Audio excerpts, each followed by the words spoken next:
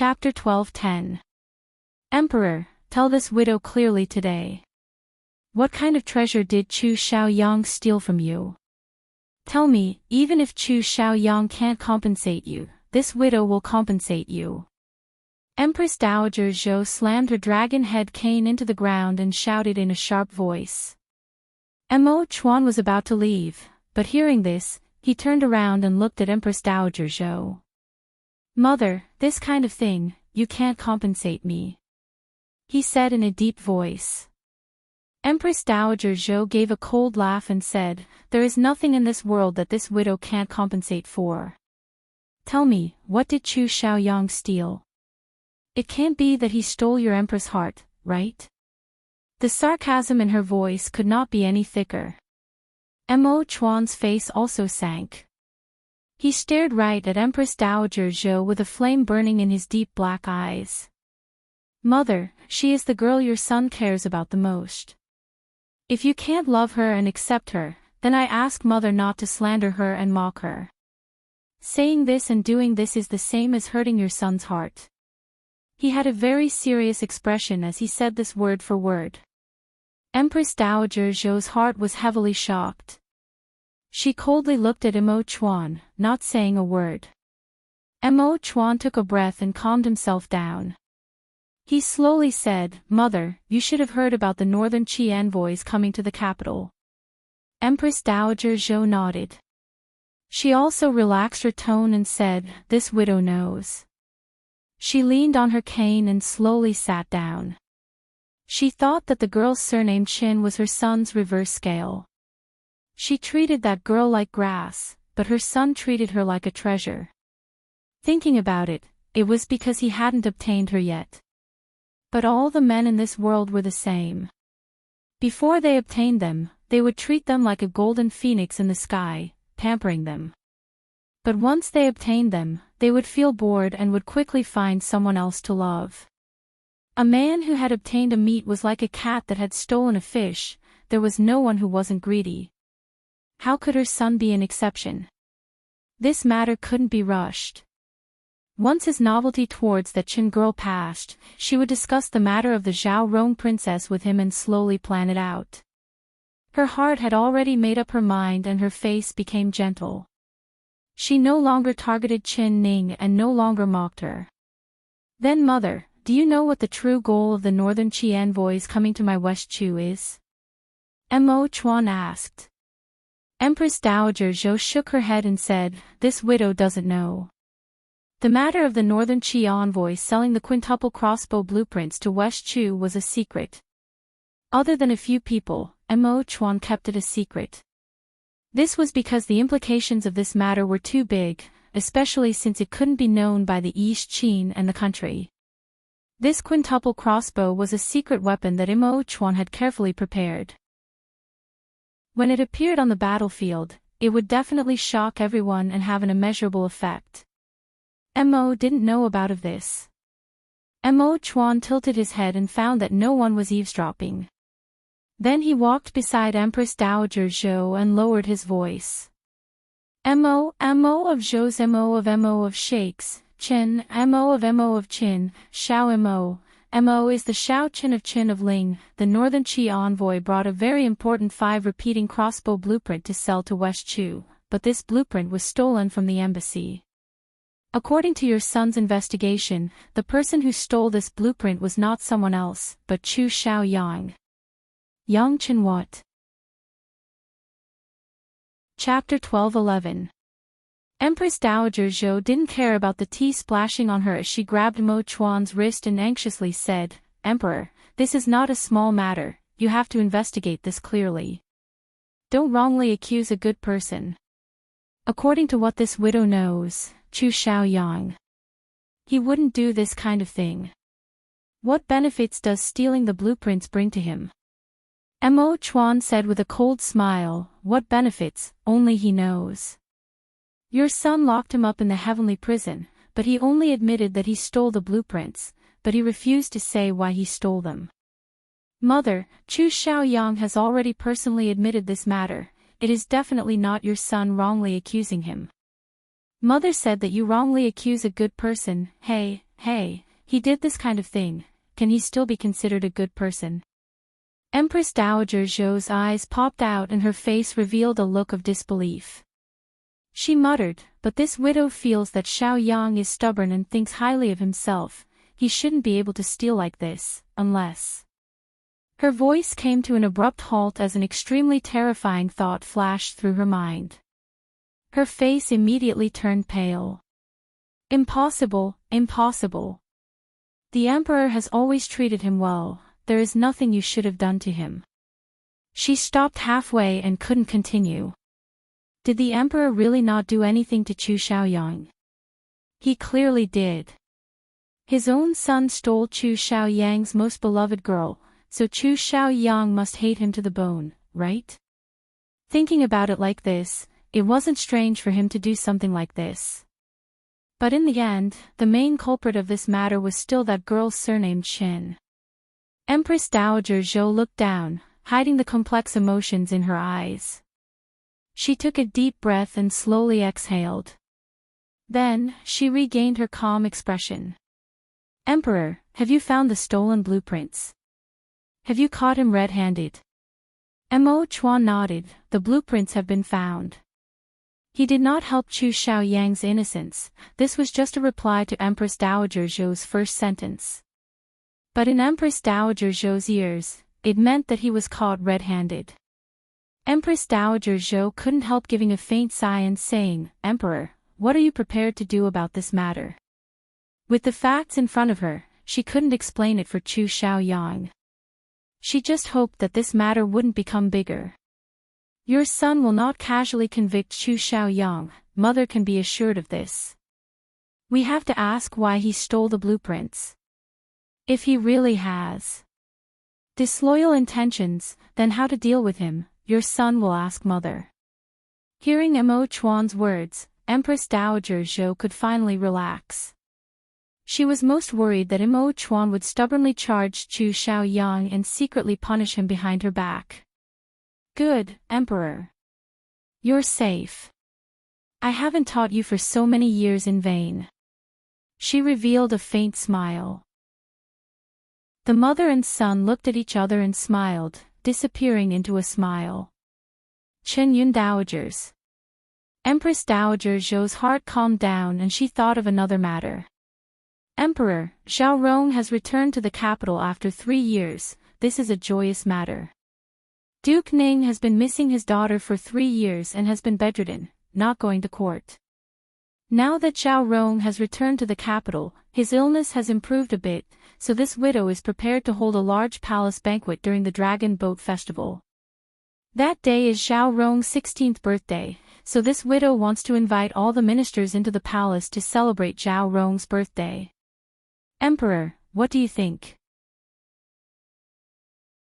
Chapter 12:12. Empress Dowager Zhou nodded and watched as Mo Chuan left the peaceful life palace, disappearing from her sight. She couldn't help rubbing her forehead, feeling a sudden pain. She called out in a low voice, Su Jin. Su Jin knew that Empress Dowager Zhou and her son had things to say, so she had already moved to the side. When she saw Mo Chuan leave the peaceful life palace, she rushed to Empress Dowager Zhou's room to wait. She opened the door and saw Empress Dowager Zhou's pale face. She asked in a worried voice, Empress Dowager, are you not feeling well? This servant will call the doctor over. Empress Dowager Zhou shook her head and said, no need to call the doctor, this widow will be fine after resting for a bit. Su Jin quickly helped Empress Dowager Zhou lie down on the bed and gently massage her forehead. Empress Dowager Zhou closed her eyes and silently laid there, not saying a word. Su Jin also held her breath, not daring to breathe too loudly. After a long time, Empress Dowager Zhou opened her eyes. Her empty eyes looked at the peony embroidered on the bed and she let out a long sigh. Is the Empress Dowager still not asleep? If there is something bothering you, you can talk to this servant about it. Su Jin spoke in a soft voice. When her soft voice entered Empress Dowager Zhou's ears, it was like a trickle, giving her an indescribable comfort. Her mind was in a mess, but she couldn't help patting Su Jin's hand. "Stop massaging, come and talk to this widow." Su Jin brought a chair over and sat in front of Empress Dowager Zhou's bed. She gently massaged her legs while looking up at Empress Dowager Zhou. Empress Dowager Zhou thought about it and said, "What do you think of Zhao Rong's child?" During the day, Zhao Rong had come to the palace to see Empress Dowager Zhou. Su Jin had been waiting on the side, so she had seen Zhao Rong's princess once. When she heard Empress Dowager Zhou suddenly ask this, her heart skipped a beat. She had already guessed Empress Dowager Zhou's thoughts and her palms began to sweat. She had a stunned expression, not knowing how to reply. After a while, she finally understood Empress Dowager Zhou's meaning and replied in a small voice, "Zhao Rong's princess has already grown up, she should have been married last year and should be 16 this year. Does the Empress Dowager want to find a good family for Zhao Rong's princess?"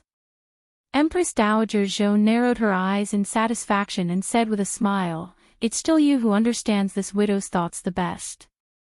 "That's right, this widow wants to find a husband for Zhao Rong. Who do you think is the most suitable?" Su Jin thought to herself, "Isn't it obvious?" The Empress Dowager had taken a liking to Zhao Rong Junju and despised young Miss Xin. She wanted to make an empress. Empress, King Empress, Dowager, Zhou, Yi Chen, Su Dowager, Zhou, Yu, Mo Jin, Chu, Tu, Su, Dowager Dowager Su, Su Zhou. Empress Dowager Zhou asked with a smile, "What do you think of the emperor?" Su Jin never thought that Empress Dowager Zhou would ask this directly. She opened her eyes wide and revealed a shocked look. Empress Dowager Zhou said with a smile, "The emperor and Zhao Rong are childhood friends, the two of them have a good relationship. If it wasn't for Zhao Rong disappearing for 3 years, this widow would have already made her the empress and the empress position would not have fallen into the Qin family's hands. Now that Zhao Rong has returned from her studies, she has a good character, good looks, good family background, and good martial arts. She is 100 times better than that Qin family's girl. The emperor also has an old relationship with her, so what do you think about this widow's arrangement?" Chapter 12-13. The Empress Dowager's thoughts are naturally good. I wonder if you've asked the emperor's opinion. Su Jin thought of Empress Dowager Zhou's ugly expression when she came in and knew that Empress Dowager Zhou must have been rebuffed by Mo Chuan. Empress Dowager Zhou gave a snort, his opinion. He is captivated by her beauty, being captivated by the Qin family's girl's face. However, this matter isn't urgent, haste makes waste. Right now he only has that Qin girl in his heart. This widow will slowly create an opportunity for Zhao Rong, letting Chuan, or get closer to Zhao Rong. When the time comes, this widow will take care of Zhao Rong. That Qin family's girl is not worthy of being my West Chu country's empress. When she mentioned Qin Ning, it was hard for her to hide the anger in her heart. Su Jin did not dare interrupt and just lowered her head without saying a word. Empress Dowager Zhou then said, "It will be the 5th month's Dragon Boat Festival in a few days. That day is Zhao Rong's birthday, so this widow will hold a banquet to celebrate Zhao Rong's birthday. As for the specifics, you have to make sure this banquet is lively and let Zhao Rong have a good time. Also, you better think of a way to prevent that Qin family's girl from attending this banquet." Her voice suddenly became very low, like she was afraid of being heard. Su Jin felt wronged for Qin Ning. She softly said, "Empress Dowager, isn't this unfair to the empress?" Empress Dowager Zhou stared at her and said, "Unfair? This widow feels that it is unfair for the empress position to fall onto her. This widow just wants to set things right, to prevent her from taking over the nest." Su Jin did not dare say anything else. "Qin girl, I'll leave this matter to you. In short, this widow doesn't want to see that Qin family's girl's face at the banquet. If you can't do this task well, then you will be punished," Empress Dowager Zhou said with a serious expression. Su Ji knew that Empress Dowager Zhou had already made up her mind, but if she really did as Empress Dowager Zhou said, wouldn't that be going against her conscience? She was in a dilemma. After seeing Empress Dowager Zhou say this, she closed her eyes and not long after, she began to snore. Mo Chuan, who returned to the Guanyu Palace, naturally did not know Empress Dowager Zhou's plan. He quickly rushed back to the palace and found that it was already late. The room was filled with red candles and a slim figure was reflected in the window. His heart filled with a warm feeling. The feeling of being waited for someone was very good. He smiled as he pushed open the door. He entered the room. "I've eaten at Mother's place, why haven't you eaten yet?" "I've already eaten at Muhu's place." "Why haven't you eaten?" "Have been waiting for me." Mo Chuan's eyes fell onto the dishes on the table and he felt very guilty. Chen Ning revealed a faint smile and said, "Then you won't have the luck to taste it. These dishes are new dishes that I personally made. I wanted to wait for you to taste them together, but now I can only enjoy them alone." Chen Dowager what she said and said and said, she said and said, Ling said, he said. Chen Dowager you said, she said, she, Chen, Jean. He thought. Ji, Ling Mo said thought, he. Thought. Said. How, Dao Chen, San. Tian. Jean, Tian, Ong. At this moment, he saw the 4 dishes on the table, and his interest was immediately aroused. Chapter 12-14. This dish looked like scrambled eggs. The color was golden and it was incomparably bright. Mo Chuan knew that even if it was scrambled eggs, if it was made by her hands, the taste would be different. Who would have thought that when the chopsticks entered his mouth, before he could even chew, his face would suddenly change. His lips tightly pursed and his face had a very strange expression. Chen Ning's black and white eyes stared at him without blinking. She asked with a smile, "Is it good?" Mo Chuan used a lot of strength to finally swallow the egg in his mouth. He didn't even dare chew, and after swallowing it, he immediately drank a cup of water before he could speak. Ning, this. What kind of dish is this? He looked over with wide eyes. No matter how he looked at it, it was just a plate of scrambled eggs. But was this really scrambled eggs? This is bitter melon juice scrambled eggs. It can clear away internal heat and nourish one's body. Is it bitter? Do you like the taste? Chen Ning asked with a giggle. Bitter. It was simply too bitter. It was so bitter that he couldn't even open his mouth. It's good that it's bitter. Chen Ning said with a smile, "How about you try something sweet?" Mo Chuan quickly nodded. He was afraid that the other 3 dishes would be strange. When he looked closely, he found that there was a plate of stir-fried spinach, a plate of cold tofu, and a plate of sugared red saint fruit. He picked up a red saint fruit without any hesitation and placed it in his mouth. After chewing it, he felt like his mouth had been stung by a scorpion, immediately becoming hot. So, spicy. His fair, handsome face instantly turned bright red. Even the tips of his ears were completely red. He couldn't eat spicy food the most. Chen Ning's bowl of chili soup was so spicy that he couldn't even speak. But even like this, he was not willing to spit out the red saint fruit in his mouth because she had personally made it. He stretched his neck and swallowed the red saint fruit with great difficulty. His tears came out from the spiciness. Chen Ning helped him wipe his tears while saying with a smile, "Yeah, I never said this dish was sweet. This is red saint fruit mixed with chow tian peppers, it's the most spicy.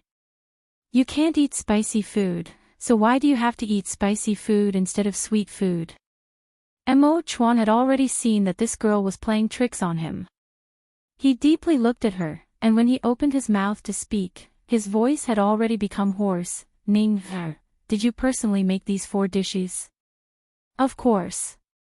Chen Ning's smile disappeared and she nodded with a serious expression. As long as it's made by you, I have to eat it. Mo Chuan did not care about the sweat on his forehead from the spiciness as he reached out with his chopsticks to grab the spinach. When the dish entered his mouth, his brows moved. No one would have thought that this was vinaigrette spinach. It was sour, it was sour. But Mo Chuan's expression did not change as he slowly chewed it and swallowed it. His expression did not change as he picked up the last dish, the cold tofu. Mo tofu was mixed with sugar. This tofu was actually made with sugar. It was like.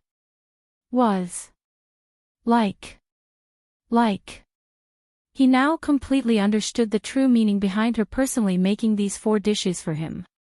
His heart was filled with tenderness. Do you like the taste of these 4 dishes? Chen Ning winked at him. I like it, I really like it. Mo Chuan replied without any hesitation. Then. Do you like it? She rolled her eyes. Chapter 12-15. Mo Chuan reached out and tightly gripped her hand. Ups and downs, life is full of flavors. You can be assured, I will tightly hold your hand for the rest of my life and taste life's ups and downs with you. Chen Ning couldn't help giving a satisfied sigh. She buried her head in Mo Chuan's chest and her lips curled into a sweet smile. He actually understood her feelings. It was not a waste for her to painstakingly make these 4 dishes. Speaking of using dishes as a metaphor for life, it was an inspiration she had read in a book. She suddenly had an idea and tried it out. She wanted to play a joke on Mo Chuan, but she never thought that Mo Chuan would be this smart. Not only did he guess her question, he even gave it a perfect score. With a husband like this, what more could a woman ask for? The 2 of them hugged each other and listened to each other's heartbeats. Their hearts were filled with warmth. After a while, Chen Ning finally left Mo Chuan's embrace. She pursed her lips and looked at Mo Chuan with a smile. Is my cooking better or is the food in the Empress Dowager's palace better? Mo Chuan slowly said, do you want to hear the truth? Of course.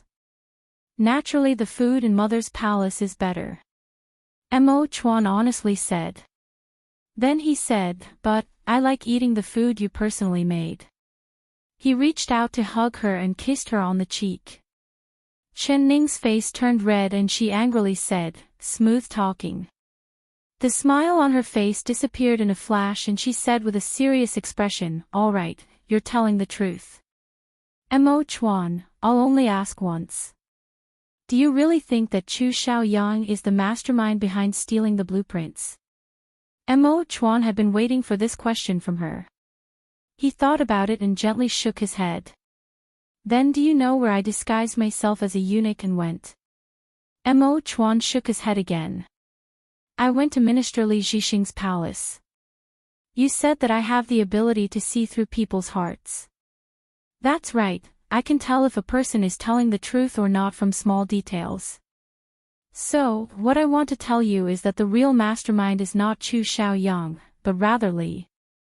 She did not finish because Mo Chuan reached out a finger and placed it on her lips, stopping her from continuing. Shu, Ning, you don't need to say it, I already know. He gently looked into her eyes. His dark eyes were as deep as a cold lake. You know.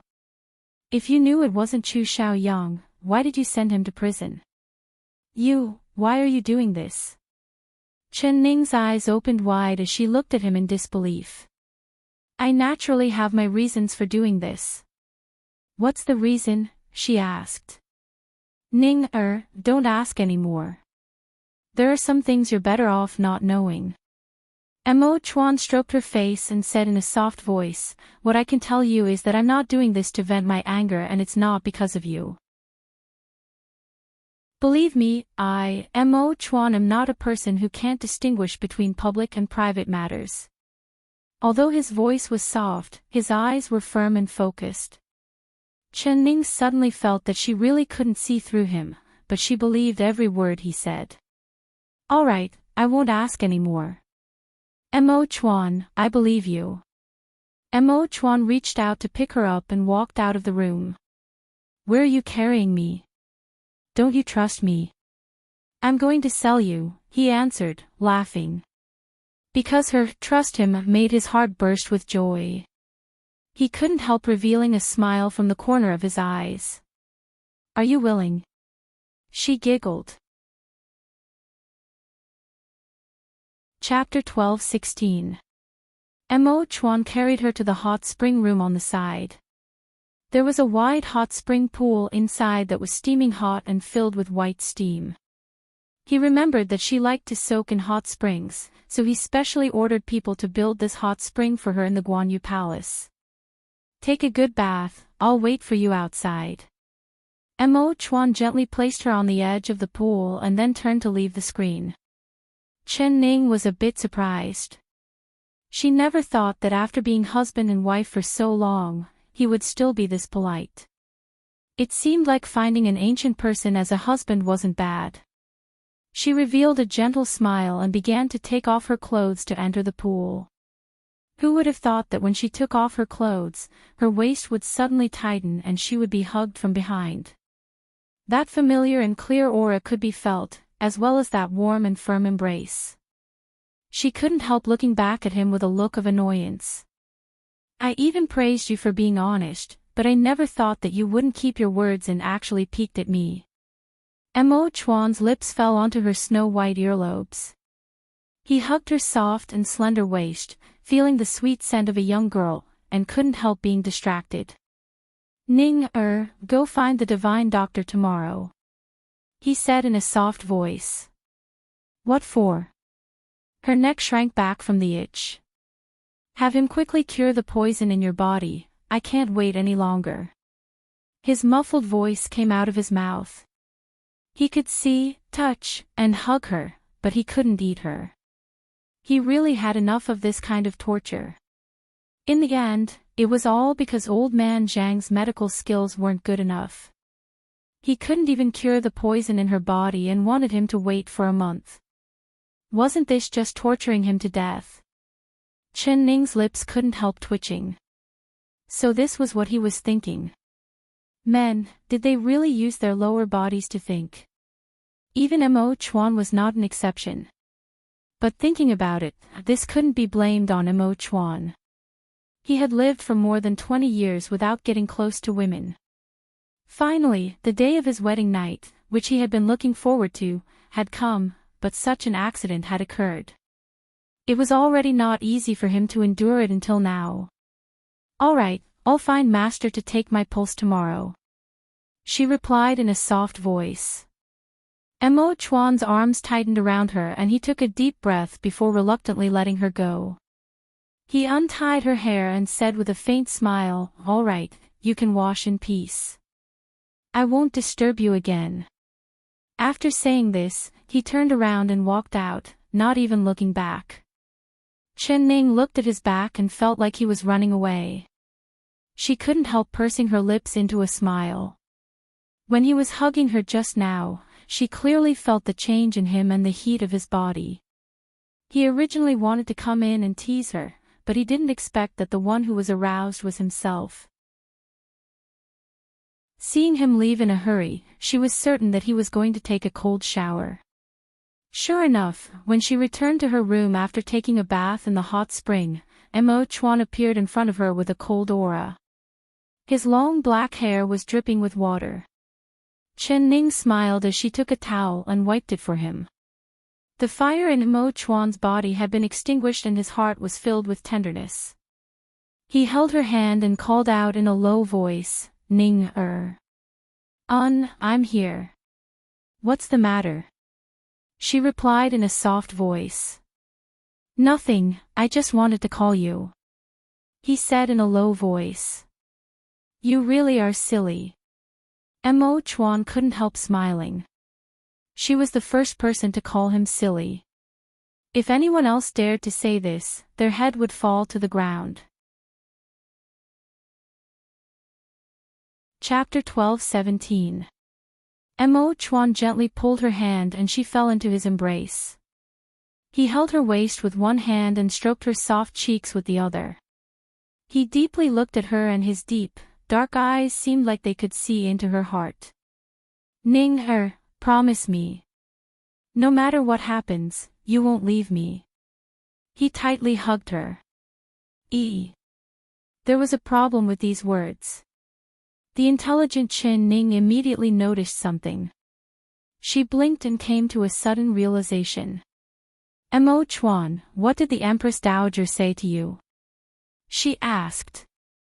Mo Chuan thought about it and told her about Empress Dowager Zhou's decision to hold a palace banquet to celebrate Zhao Rong's princess' birthday on the Dragon Boat Festival because this matter couldn't be hidden. As the Empress, Chen Ning would definitely be there that day. But the main character of the banquet was not her, but rather Zhao Rong's princess. When Empress Dowager Zhou mentioned the palace banquet, he was in a rush to return to the palace, so he casually agreed and did not take it to heart. Now that he mentioned it to Chen Ning, he realized that Empress Dowager Zhou had set a trap for him. Since it's a birthday celebration, why isn't the banquet being held in the Duke Ning Palace? Why does it have to be held in the palace? By doing this, Imperial Mother is clearly trying to make you lose face in front of all the civil and military officials. I'll report to Mother tomorrow that I don't agree to this. Wait a minute, Mo Chuan. After Chen Ning heard this, she quickly guessed Empress Dowager Zhou's intentions. She couldn't help admiring Empress Dowager Zhou's painstaking efforts. But, it was just holding a birthday banquet for a little girl to raise the status of Zhao Rong's princess in front of all the officials. Could it be that Empress Dowager Zhou thought she would back down by doing this? She was looking down on Chen Ning too much. How could her tolerance only be this small? She couldn't even hold a little girl's birthday banquet? Mo Chuan, tell me first. Where did this Zhao Rong princess come from? How come I never knew you had a cousin like this? Her black and white eyes looked at Mo Chuan. She could clearly see Mo Chuan's figure in those black and bright eyes. Mo Chuan calmly looked at her and told her about the Zhao Rong princess background. She is Country Duke Ning's beloved daughter. Country Duke Ning and your father Country Protecting General Chen are both pillars of our West Chu country. Her mother is Mother's cousin, so she is also my cousin. In my eyes, she is just a little sister. I haven't seen her for 3 years and I never thought that she would become this unruly. Thinking of how she almost hurt you today, I want to give her a good spanking on her butt. He thought of the situation in the Taihe floor and was filled with hate. That's right, that's right. Chen Ning smiled and said, Chen Ning, Ning Chen. If you want to spank her, I'll be the first to object. Chen Ning. Chen Ning. Chen said, Ning Ling. If we don't discipline her, I'm afraid she'll go from bad to worse. Chen Ning shook her head with a smile and said, of course she needs to be taught a lesson, but your method is wrong. She is already a 15-16-year-old girl, she is no longer that little slug that follows you around all day with a runny nose. You hit her but, what if she comes after you? So I won't allow it. So it's like this, you little girl. You can't just say it, you have to beat around the bush to tease me. See how I'll deal with you. Chapter 12:18. Chen Ning smiled as she bent over, trying to hide in his embrace, but she couldn't break free. Her face was pink like a flower blooming, looking very beautiful. Mo Chuan unknowingly stopped.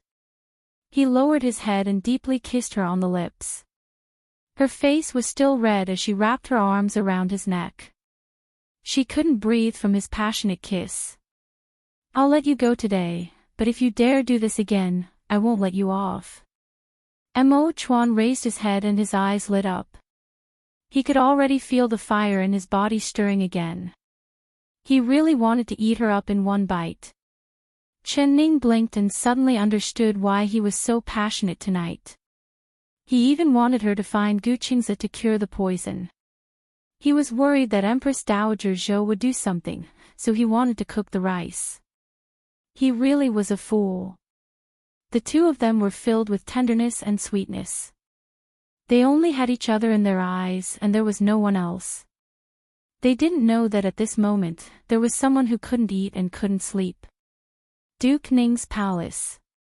In a small building in the back garden, there was the sound of porcelain shattering. It was followed by a young girl's angry shout. "Bastard, idiot, idiot!" In the room, there was a row of maids kneeling on the ground. They all had looks of fear as they lowered their heads, not daring to look up.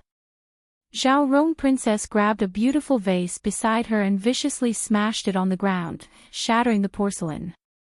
"You're all idiots and idiots. I asked you to help this princess catch lice, but you can't even do such a small thing. Why is this princess' head still itchy?" Her hair was loose and her eyes were filled with flames as she angrily scolded the maids. Since returning to the palace, she had immediately changed her clothes.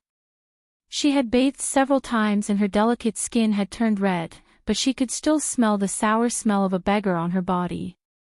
Especially her scalp that kept itching, and there were red bumps all over her body, making her feel very itchy. The maids found several lice and fleas from the clothes she had taken off, but there were still a lot of lice that crawled into her hair. But when these lice and fleas entered her hair, especially with how thick her hair was, it was like finding a needle in a haystack. "Damn, it's itchy again." Zhao Rong Princess felt like there were little insects crawling in her hair, like they were biting her scalp. She suddenly shivered and her fingers reached into her hair to scratch, but the more she scratched, the more itchy it became. "Princess, this servant has heard that if there are lice in your hair, the best way is to burn them with a pair of tongs. Lice are afraid of heat and they will die if you burn them," one of the maids bravely said in a trembling voice. "Then why didn't you say this earlier? Idiot, hurry up and get the fire tongs." Zhao Rong Junju was angry and anxious. She grabbed the servant girl and threw her out the door. The servant girl was so scared that she scrambled away. Soon, the servant girl took a pair of scalding tongs from the kitchen and walked in, trembling with fear. "Your Highness, I just heard that fire tongs can burn lice to death, but I don't know how to use it. Princess, this servant has heard that the tongs can burn lice to death, but this servant doesn't know how to use them," one of the maids said in fear. "This servant has seen my mother use them, but this servant has never used them before." Chapter 12:19. The servant girl could only gather her courage and use the fire tongs to pull down Zhao Rong Juanju's hair. After a short while, everyone's noses smelled a burning smell, like something had been burnt. Zhao Rong Junju furrowed her brows and said unhappily, "Where is this stench coming from?" Suddenly, a servant girl pointed at Zhao Rong Juanju's hair and cried out in alarm. "Not good! Not good! Her Highness' hair is on fire." Hearing this, Zhao Rong Junju and the servant girl with the fire tongs jumped in fright. It turned out that the fire tongs had been too hot and had burned the ends of Zhao Rong Juanju's hair. The servant girl saw the fire burning from the ends of her hair and cried out in unison. Zhao Rong Junju felt a burning sensation on her neck. She was furious and raised her hand to strike the servant girl with the fire tongs. She used all her strength in this strike. With a crack, the servant girl's ribs broke and her body flew backwards. She spat out a mouthful of blood and fell to the ground. She didn't move and it was unknown whether she was dead or alive. The servant girls didn't have time to see if the servant girl was dead or alive. They were all trying to help Zhao Rong Junju put out the fire. Some people used fans to fan her while others used clothes to cover her. Zhao Rong Junju was in a sorry state, but the fire grew larger and larger. It continued to spread upwards and the burning smell became stronger and stronger. Finally, a servant girl was clever and rushed out with a basin of water. She threw the water at Zhao Rongjuanju's head. The fire was finally extinguished. But the long hair that Zhao Rongjuanju was so proud of had been burned into a mess. It used to look like a glossy black satin, but now this satin had become a piece of torn cloth. The air was filled with the stench of something burning. Zhao Rongjuanju's hair was wet and dripping water. Her body was covered in burnt hair. Her eyes were wide open as she stared at the polished bronze mirror. She couldn't believe that the person in the mirror that looked like a bald pheasant was herself. Ah! She gave a shrill and angry scream. She grabbed the mirror and smashed it on the ground. This ugly freak isn't me. It's not me. How can I have the face to see Cousin Emperor after becoming like this? He will definitely despise my face and my hair. Ah! I don't have the face to see Cousin anymore. Zhao Rongjuanju broke down and screamed. She grabbed things in the room and started to beat people. The servant girls were all kneeling in fear and let her beat them. No one dared to dodge. Junju, who made you unhappy? Just as Zhao Rongjuanju was about to go crazy with anger, a low and pleasant male voice suddenly rang out from the door of the room. As soon as she heard this voice, Zhao Rongjuanju, who had been smashing things with all her might, froze as if her pressure points had been sealed. She was holding a vase in her hand. She slowly turned around and looked at the door. All of the servant girls also furtively followed Zhao Rong region lord's gaze. This man's voice was too pleasant to listen to and too moving to listen to. A fiery red figure entered everyone's sight. A fiery red figure appeared in front of them. The long robe on his body danced in the wind. It was like a burning flame. He had a charming smile on his face. His facial features were very handsome. He was like a legendary blood-soaked elf, but his eyes were ice-cold. When the servant girls met his eyes, their hearts jumped. Their bodies trembled and they couldn't help but lower their heads, not daring to look at his eyes. Chapter 12:20. When Zhao Rong region princess saw the red-clothed man, she couldn't help but show a glimmer of joy. She threw the vase in her hand to the ground and walked over to the man, ignoring her disheveled appearance. You finally came. Did you finish what you promised me? You're here for the other half of the reward, aren't you? Her eyes shone with excitement. The red-clothed man shook his head and slowly said, No. You still haven't finished. Zhao Rong region princess revealed a disappointed expression. She wanted to get angry, but for some reason, she cowered under the gaze of the red-clothed man. She swallowed back the curses that were on the tip of her tongue. If you haven't finished, why are you here? She grumbled, suppressing her anger. Ha! The red-clothed man let out a light laugh. His voice was moving, and his laugh was even more moving. Half of the maids blushed because of his laughter. Their hearts beat wildly and their faces were slightly hot. I happened to pass by and heard your voice. I wanted to come in and see you. TSK, princess, how did your hair become like this? The red-clothed man spoke to Zhao Rong region princess without any hint of respect. His words were very bold and made it seem like he was very intimate with Zhao Rong region princess. When the servant girls heard this, they couldn't help but think, could this man be the princess lover? The red-clothed man's gaze swept across the faces of the servant girls. His smile deepened. He was magnificent and beautiful. The servant girls couldn't help but stare at him. Zhao Rong region princess suppressed the anger in her chest and huffed. You came at the right time. I have a new business for you. The smile on the red-clothed man's face disappeared. His entire body emitted a murderous aura. The servant girls were forced by his aura and couldn't help but tremble. However, the murderous aura on the red-clothed man disappeared as quickly as it appeared. Then, he smiled as if nothing had happened.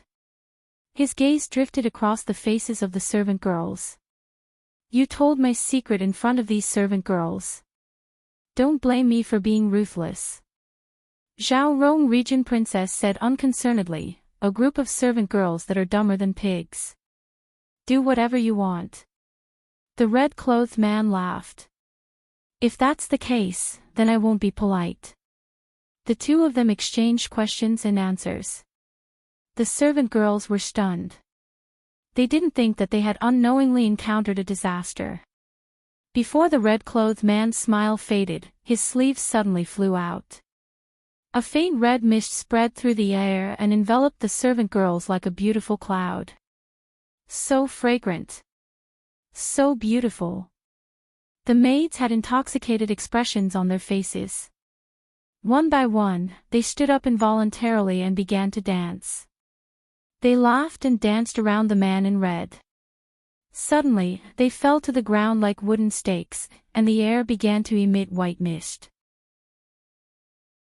When the white mist dissipated, there were only a few pieces of clothing, shoes, socks, hairpins and other items left on the ground. There was also a pool of thick blood. The maids had all disappeared. Zhao Rong of the princess couldn't help but rub her eyes at this strange scene. Zhao of. Why are they all gone? She couldn't help but cry out. The man in red slowly walked into the room, and the two doors closed on their own behind him. Chapter 12:21. The red-clothed man opened his mouth and a low and beautiful voice rang out. They disappeared. Naturally, they disappeared from this world. Only the dead will not reveal my secret. In this world, everyone who sees my true face will end up like this. His voice was clearly moving, but Zhao Rong Junju felt a chill crawl up her back. She had always been fearless, but when she saw the pool of blood on the ground, she actually shivered.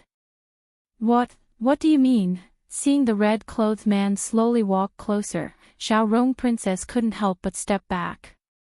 Even she didn't realize that her tongue was shaking and her voice was shaking. The red-clothed man's smile became even brighter. Princess, are you afraid of me? What a joke. I am not afraid of anything, why would I be afraid of you? Princess Zhao Rong immediately raised her chin and replied with an arrogant expression. However, her slightly trembling legs betrayed her. The red-clothed man's gaze landed on her trembling skirt. His slender and white fingers lightly brushed across his face and he once again revealed a smile that could turn all living things upside down. Your Highness, do you think that the face you see is my true face? Could it be that you've forgotten this young master's elegant title? He winked. Young master thousand faces. Zhao Rong Princess murmured. She shook her shoulders and felt that her courage had returned. Yes, what was she afraid of? She didn't see his true face, he wouldn't take her life. What's more, your Highness is my sugar daddy. Have you forgotten the rules of our Purple Heaven Pavilion? We have never acted against our customers, so your Highness can be at ease. Even if you see this young master's true appearance, this young master will definitely not lay a finger on you. The red-clothed man said with a smile. Zhao Rong Princess let out a breath and forced a smile. Young Master Thousand Faces is very skilled. I don't know what martial art you used just now. In the blink of an eye, you took the lives of those stupid pigs. Not even their corpses were left and they turned into a pool of blood. Her gaze landed on the clothes and jewelry that were soaked in the blood and she couldn't help but shiver. This faint red mist was truly powerful and mercilessly hurt people. If it had landed on her body, she probably would have become a pool of blood as well. She felt a lingering fear in her heart, and when she looked at the red-robed man, her gaze became even more respectful. She deeply regretted that her attitude towards him was not respectful enough. You mean that? It's just something fun. It's called beauty fog. It's not a powerful martial art. You haven't seen my power yet. The red-clothed man smiled innocently. But Zhao Rong Princess looked at him as if she was looking at a demon from hell. Her eyes were filled with deep fear. Such a powerful hidden weapon, and he said it wasn't powerful. Then how terrifying would the truly powerful thing be? However, the stronger he was, the more advantageous it would be for her, right? Zhao Rong Junju reacted and opened her mouth, revealing a sweet and moving smile. Young Master Thousand Faces is so powerful. I really didn't find the wrong person. I believe that you will definitely be able to successfully complete my task. I will wait for the good news in the manor, she said with a smile. She subtly asked him to leave, thinking that it would be better to get rid of this god of plague in front of her as soon as possible. Chapter 12:22. The people in the Purple Cloud Pavilion were truly evil. They were exactly the same as the rumors said. Just by looking at the way they dealt with the servant girls, it was enough to make people tremble. Zhao Rong Princess was already beginning to regret. After completing this transaction, she never wanted to see anyone from the Purple Cloud Pavilion ever again. Oh. The red-clothed young master raised his eyebrows. Does the princess want to kick me out?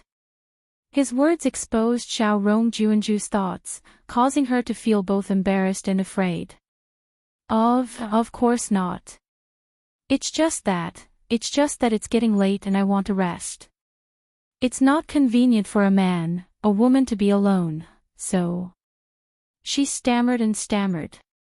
Her expression was even more flustered. She was completely different from her usual arrogant self.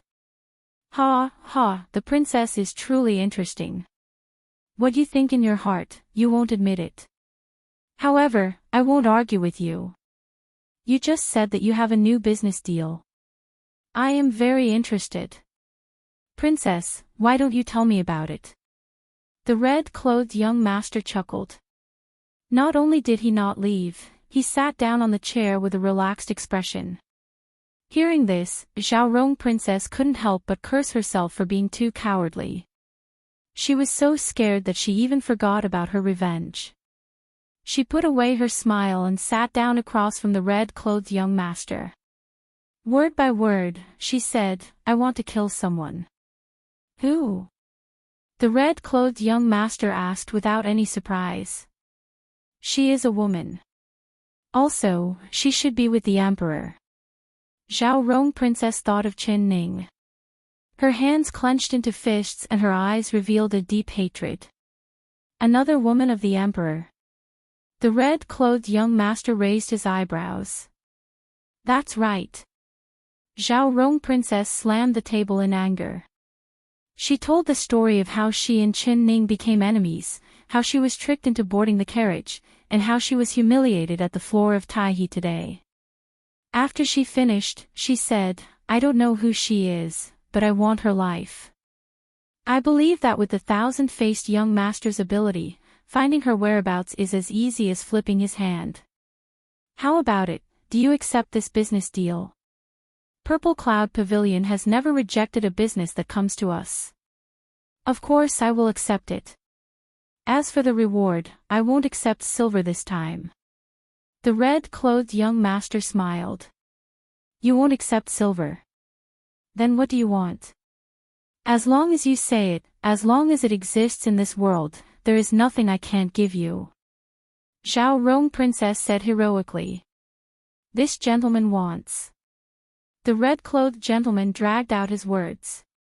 His demonic phoenix eyes looked over Zhao Rong Junju's face and body with ill intentions. Zhao Rong Princess couldn't help but blush.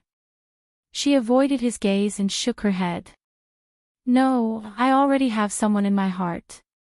I will never devote myself to you. With a "chi" sound, the red-clothed man laughed. His gaze toward Zhao Rong Princess carried a hint of disdain. Do you think this young master has taken a fancy to you? Your Highness, aren't you thinking too highly of yourself? Zhao Rong Junju's face turned red again, and her anger rose again. She wanted to glare at him, but she didn't dare and could only suppress her anger. Then may I ask what reward young Master Thousand Faces wants?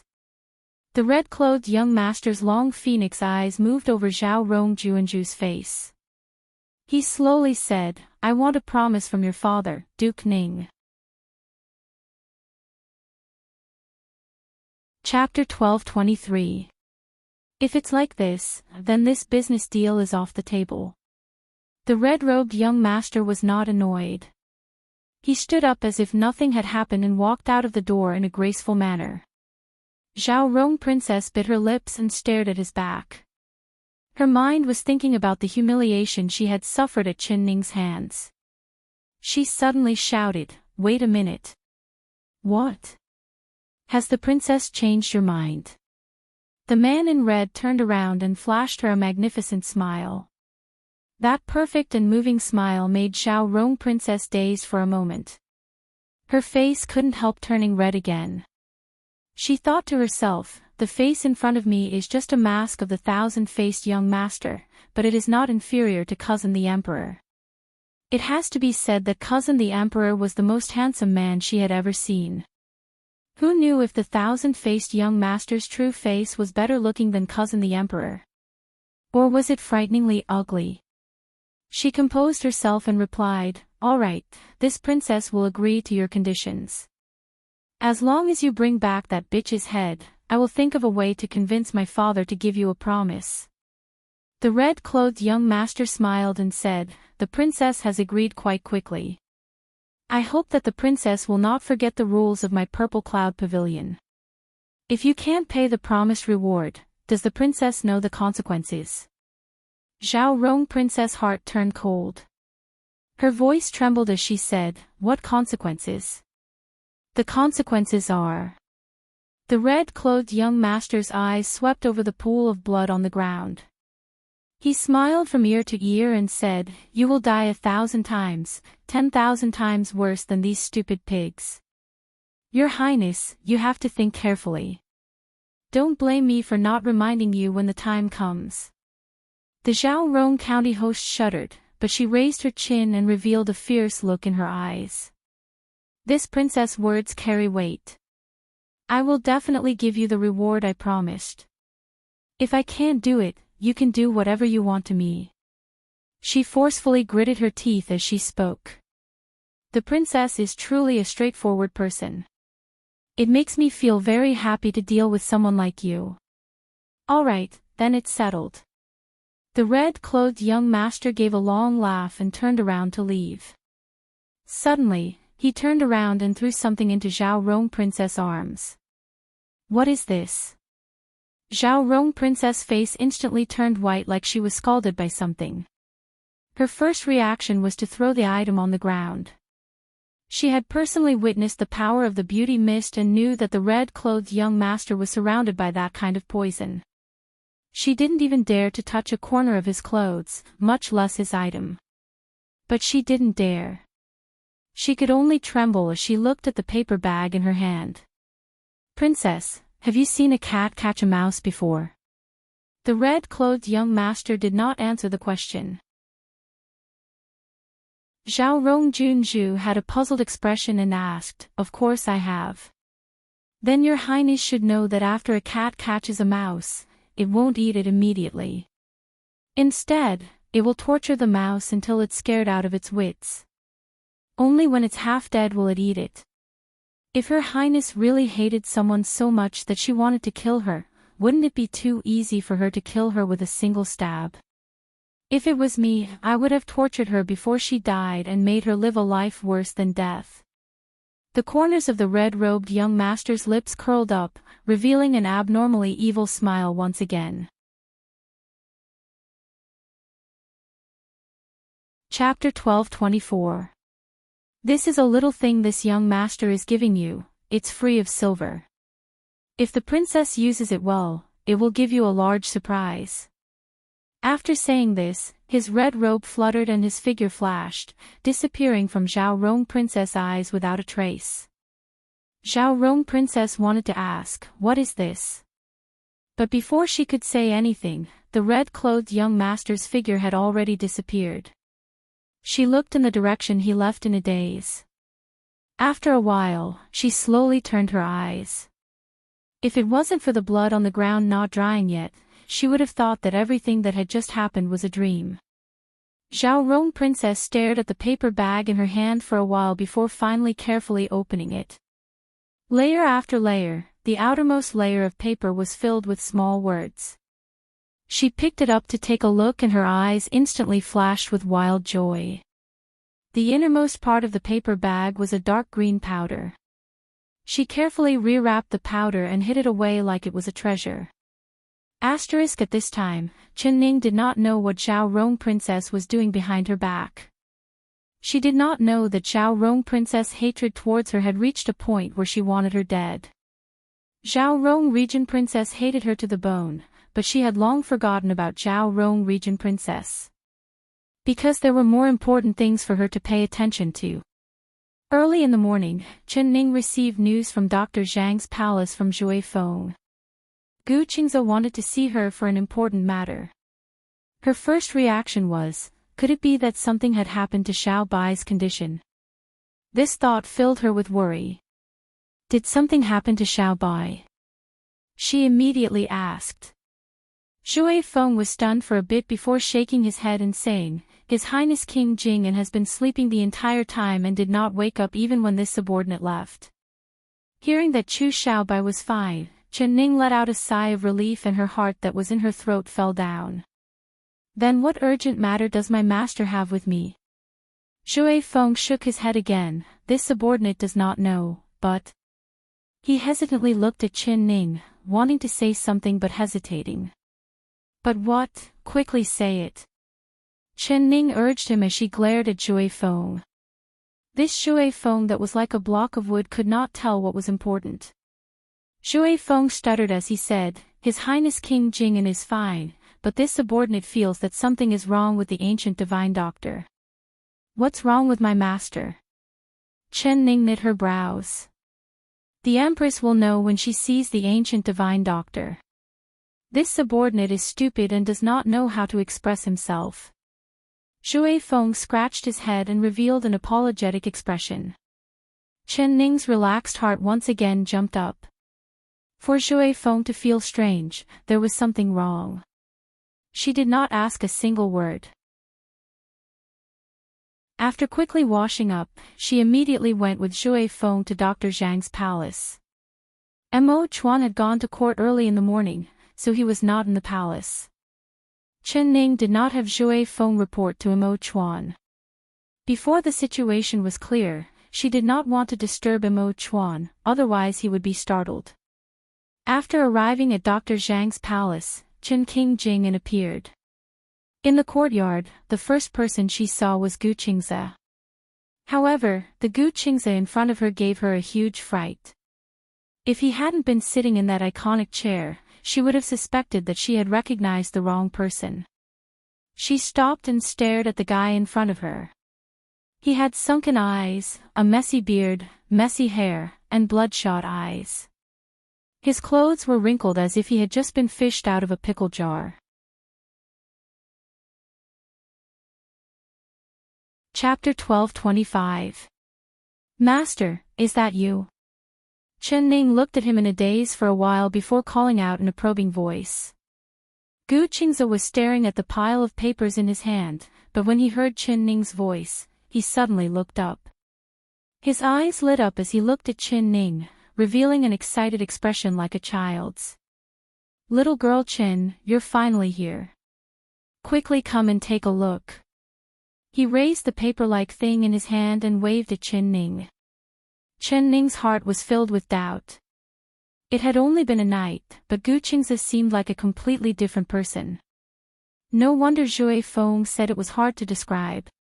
She walked beside Gu Qingze, but before she could say anything, Gu Qingze suddenly rolled his eyes and coldly said, I want to talk to my disciple, all unrelated people can leave.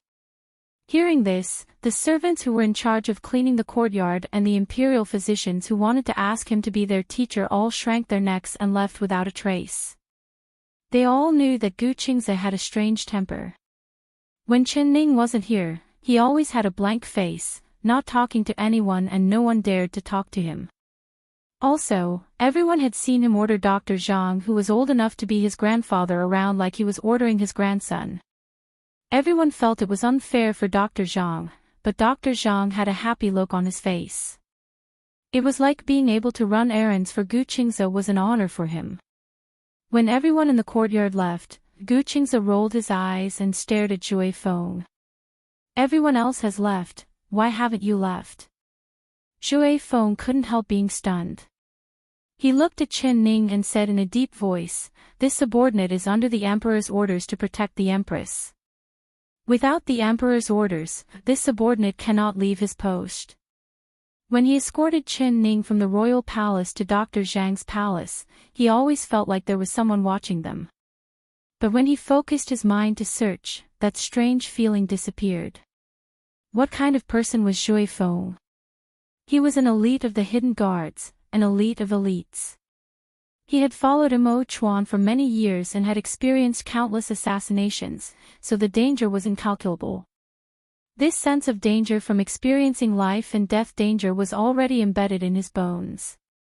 As long as there was a bit of danger around him, he couldn't help the hairs on his back standing up.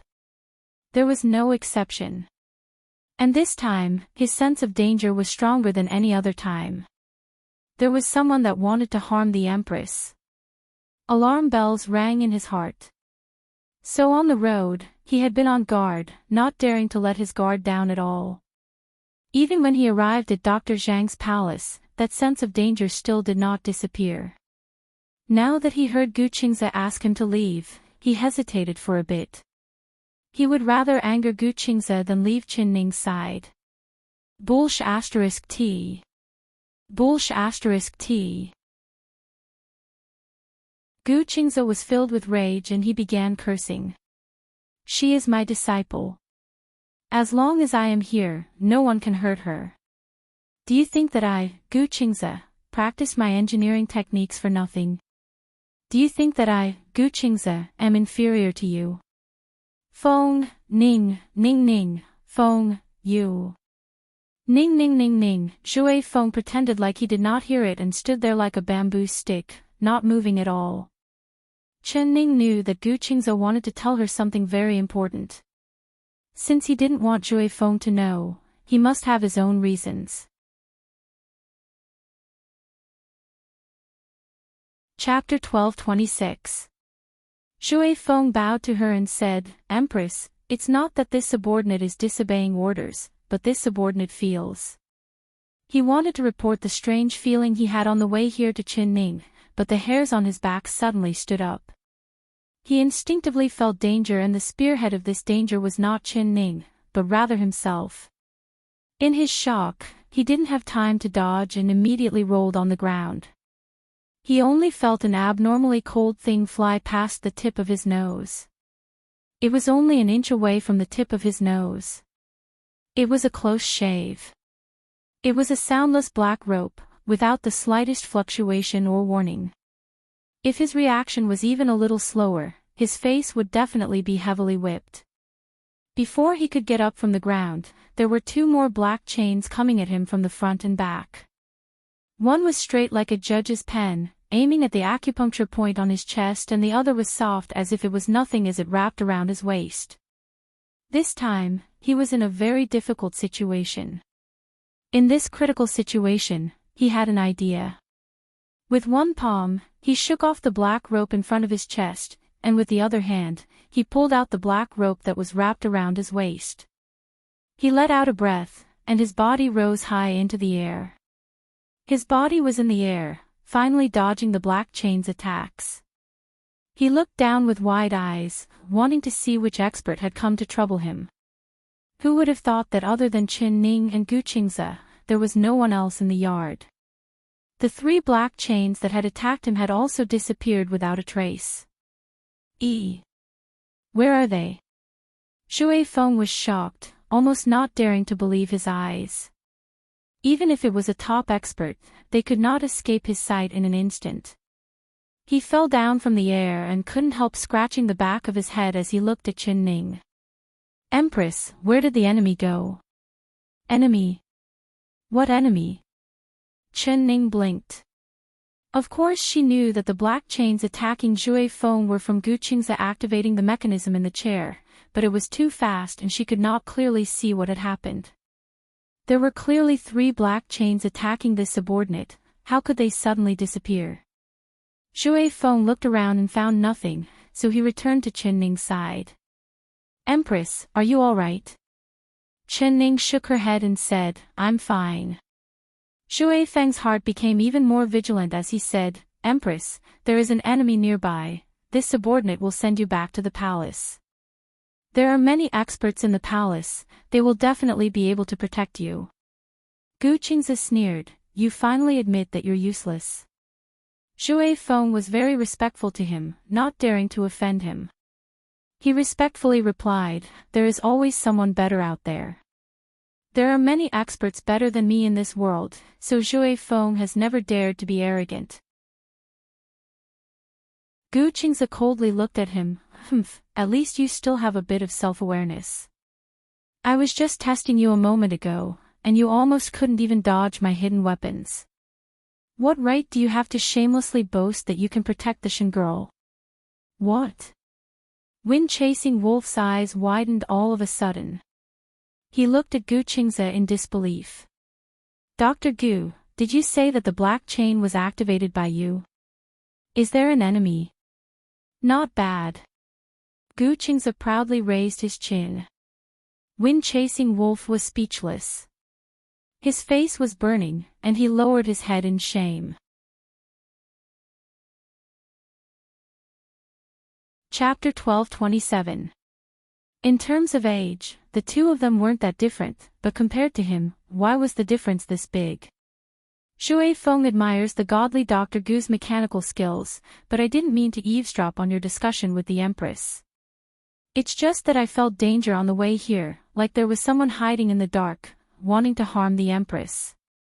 Godly Dr. Gu, I am a secret guard, so protecting the Empress is my responsibility. Please believe me, I am not making groundless accusations. Every time I encounter danger, I will have a premonition.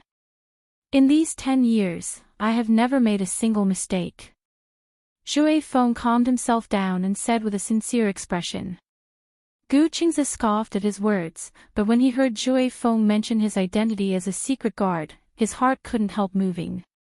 He knew that there were experts like Zhui Feng in the Jianghu, so he would always have a sense of danger. Just like his sneak attack just now, there was no warning at all, but Zhui Feng was still able to dodge it.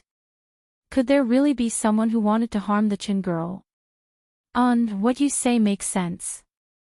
Zhui Feng, you can stay on the side, but you can't say a single word about what I said to the Qin girl. Gu Qingze coldly said. Yes, many thanks to the godly Dr. Gu. Zhui Feng was filled with joy. He thought, how could he have the courage to tell the godly Dr. Gu's words to others, especially after seeing his ability to appear and disappear like a ghost? Gu Qingze thought about it, but he was still a bit worried. His fingers gently moved the armrest of the chair. The shape of his chair was also very special. The armrests on both sides were wide and wide, looking like 2 storage boxes. He saw the armrest on the right side open, slowly lifting up a small wooden box. Gu Qingze opened the wooden box, revealing a golden yellow pill the size of an egg. As soon as the box was opened, Chen Ning and Zhui Feng could smell a strange fragrance. Chen girl, eat this. Gu Qingze gave the wooden box to Chen Ning with a serious expression. Yes, master.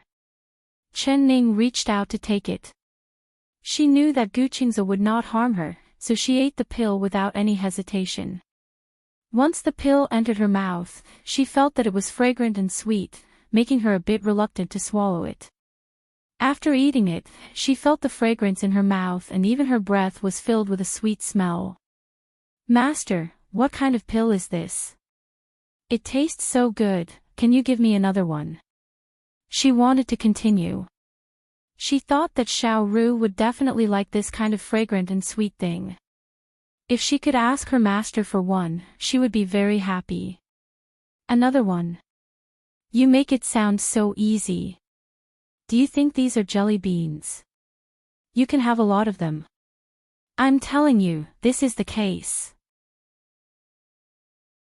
I collected 49 types of stamens and dewdrops from 49 types of flowers, as well as 49 types of venom from 49 types of poisonous insects, and 49 types of rare medicinal herbs to refine this pill.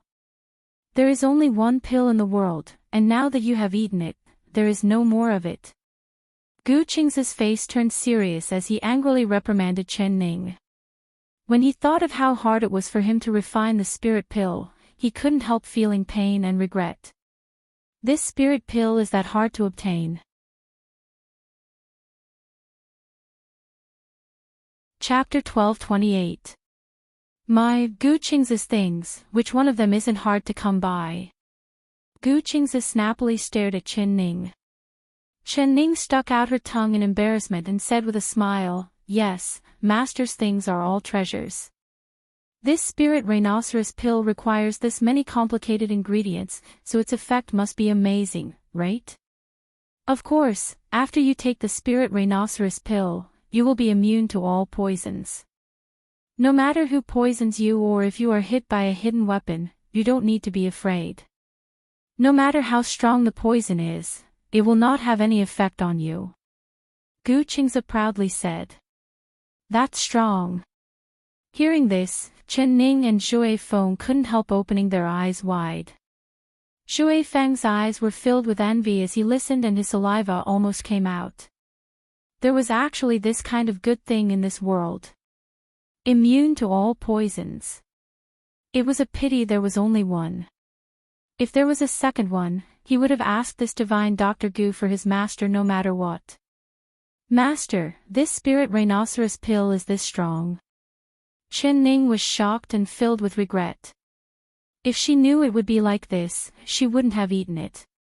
This kind of good medicine should have been left for Mo Chuan. As the emperor, there must have been many people who hated him and wanted his life. And Mo Chuan's martial arts were strong, so if the person was a martial arts expert, he would not be afraid. However, it was easy to dodge a spear in the open, but hard to defend against a hidden arrow. He was afraid that someone would secretly poison him, that was hard to defend against. If this spirit rhinoceros pill was given to Mo Chuan, how good would that be? Her heart was filled with regret, but she did not dare show it on her face. This was because she knew that Gu Qingze would rather feed the medicine to a dog than let her give it to Mo Chuan. Gu Qingze had been very generous and given the spirit rhinoceros pill he had kept for many years to Chen Ning. The more he thought about it, the more he regretted it. He finally couldn't help saying, "Little girl Chen, you have to compensate me for this spirit rhinoceros pill. I will teach you alchemy techniques in the future as well as the recipe for this spirit rhinoceros pill." Chen Ning's eyes lit up and she nodded without any hesitation, "Master can be assured. After you teach me, I will definitely refine a few more spirit rhinoceros pills for Master." She was thinking that if she really learned alchemy, she would definitely refine a few more.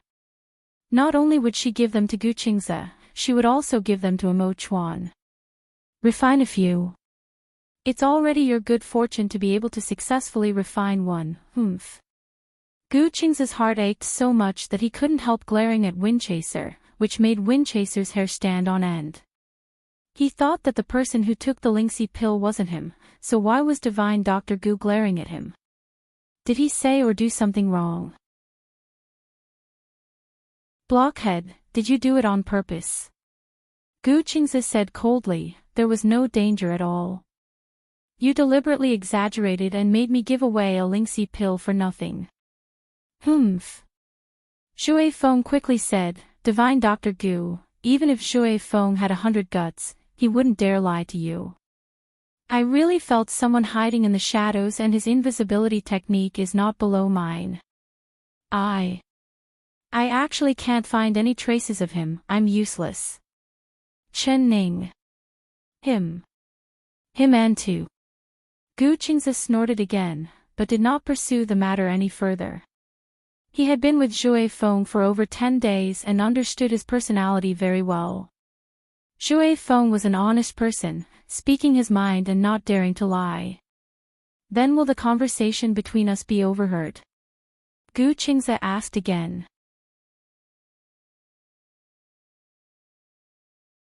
Chapter 1229. Gu Qingze was still a little worried. Chen girl, let's talk in the room. Chen Ning said, Master, I want to see Xiaobai first. I wonder if Xiaobai has woken up yet. That stinky brat hasn't woken up yet. He's just a pig, other than eating and sleeping, he hasn't even opened his eyes.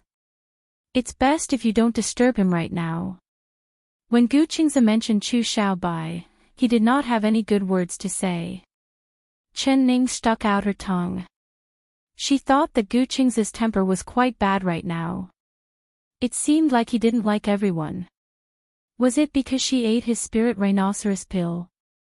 Her heart was filled with guilt and she felt very embarrassed.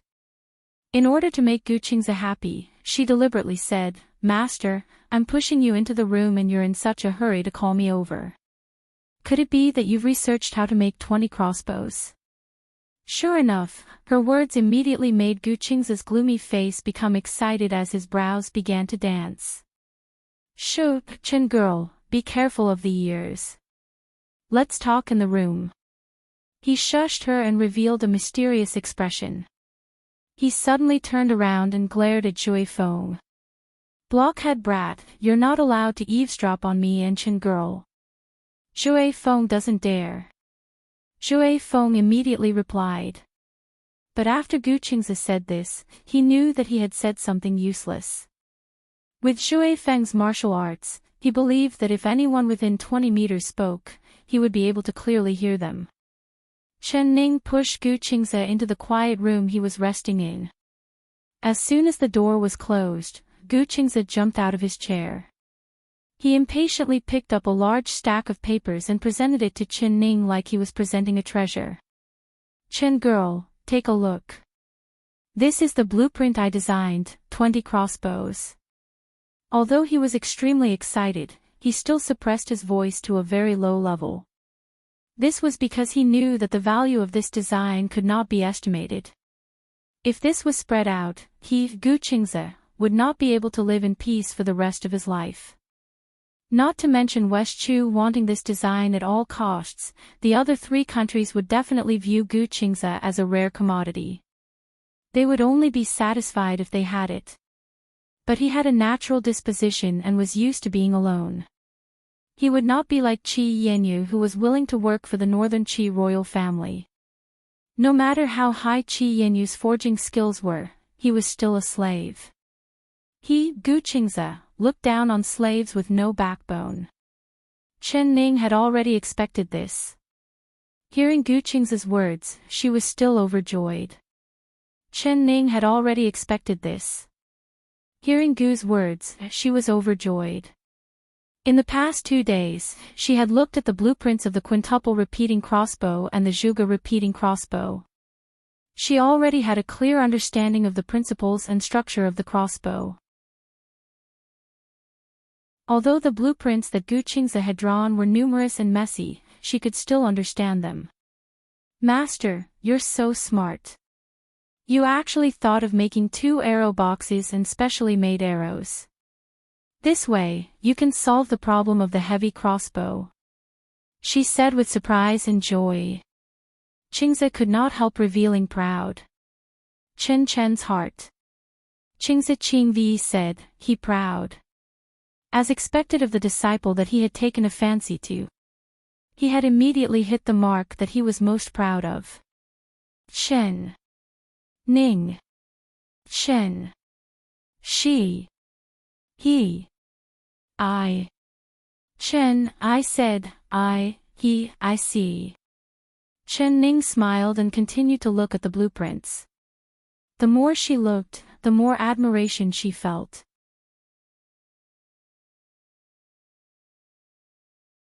Chapter 1230. Chen Ning was certain that with this blueprint, she would be able to create a 20 crossbow that would shock the world. 20 crossbows, shooting 20 arrows at the same time. The might of it did not need to be said. But this was not the most powerful part. The most powerful part was that it was small and light, so a single person could use it. She remembered that Chu Xiaoyang had superb archery skills. His cloud-piercing arrows could shoot 20 arrows in a single breath, and no one in the capital could compare to him. It could be called the best archery in the world. But if these 20 crossbows were made, even a random person could have Chu Xiaoyang's divine archery skills. If these 20 crossbows were used on the battlefield, whether it was defending or attacking, it would be an incomparably sharp and invincible super weapon. It could be called the king of cold weapons. Chen Ning could almost imagine Mo Chuan's shocked expression when he found out that there was someone in this world that had created the 20 crossbow blueprint. Her hand holding the blueprint couldn't help slightly trembling. Master, these 20 crossbows are too shocking. Once they appear, it will definitely cause a stir. But I think Master's meaning is that you don't plan on letting others know about this. Chen Ning looked at his expression and guessed what Gu Qingze was thinking. Gu Qingze had a proud look on his face. His calm face couldn't help revealing a smile. What fame? It's just like a fart, it's all fake. Your master has never liked that kind of bullshit fame. What #1 divine doctor in the world, it's like your master is nothing but bullshit other than medical skills. Humph, who in this world knows that I, Gu Qingze, am not best at medical skills, but rather at manufacturing skills? Qi Yanyu, Qi Yanyu, if you knew that I, Gu Qingze, designed 20 crossbows, would you kneel down and kowtow to me? Ha, even if you want to be my, Gu Qingze's disciple, I won't even look at you. His eyes slightly narrowed and his voice filled with ridicule. It was like there really was a Qi Yanyu kneeling down in front of him, begging him to become his disciple. Chen Ning never thought that Gu Qingze would have this kind of childish side. She couldn't help secretly laughing, but she didn't show it on her face at all. Master, do you have a grudge with this Qi Yanyu? She asked in a curious voice. Grudge? That's not true. However, Master just can't stand his conduct. He's known as the world's #1 crafting master, but Master just can't accept it. What kind of world's #1 crafting master is he? Can he make 20 crossbows? Chen Ning suppressed a smile and seriously replied, of course he can't. Master is the #1 in the world. Not only is your medical skills #1, your manufacturing skills are also #1 in the world. Gu Qingze stared at her and said, Qi is to Qi Yanyu, Master is the #1 in the world. But his lips couldn't help curling up and his eyes were filled with smiles. It was clear that Chen Ning's words had entered his ears. He did not care about a trivial reputation, but Chen Ning's praise was different from others. He knew that this little disciple of his was very smart and could be considered a rare talent that only appeared once in 100 years. There were not many people in this world that could be praised by her.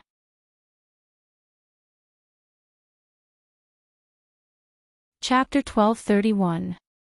Gu Qingze rolled his eyes at her, already seeing through her thoughts. He snorted and said, You little fox, stop trying to show off your cleverness in front of your master. Do you think your master doesn't know your narrow-mindedness? You want to give this blueprint to your darling husband, don't you? Chen Ning's face couldn't help turning red. She thought that her master was truly amazing. She had only said a single sentence and he had already seen through her thoughts. She openly admitted it, that's right. Didn't Master anxiously call me over to give this blueprint to me? She pursed her lips into a smile. Give it to you. Who said your master wanted to give it to you? Gu Qingze stared at her. Then. Master wants to exchange it. Chen Ning blinked her eyes. What do you have that you can exchange with me? Gu Qingze looked at her. Chen Ning couldn't help sweating.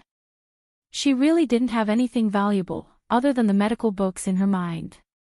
But if she used the medical books to exchange for the blueprint, it would seem insincere and she would be letting down her master's feelings for her.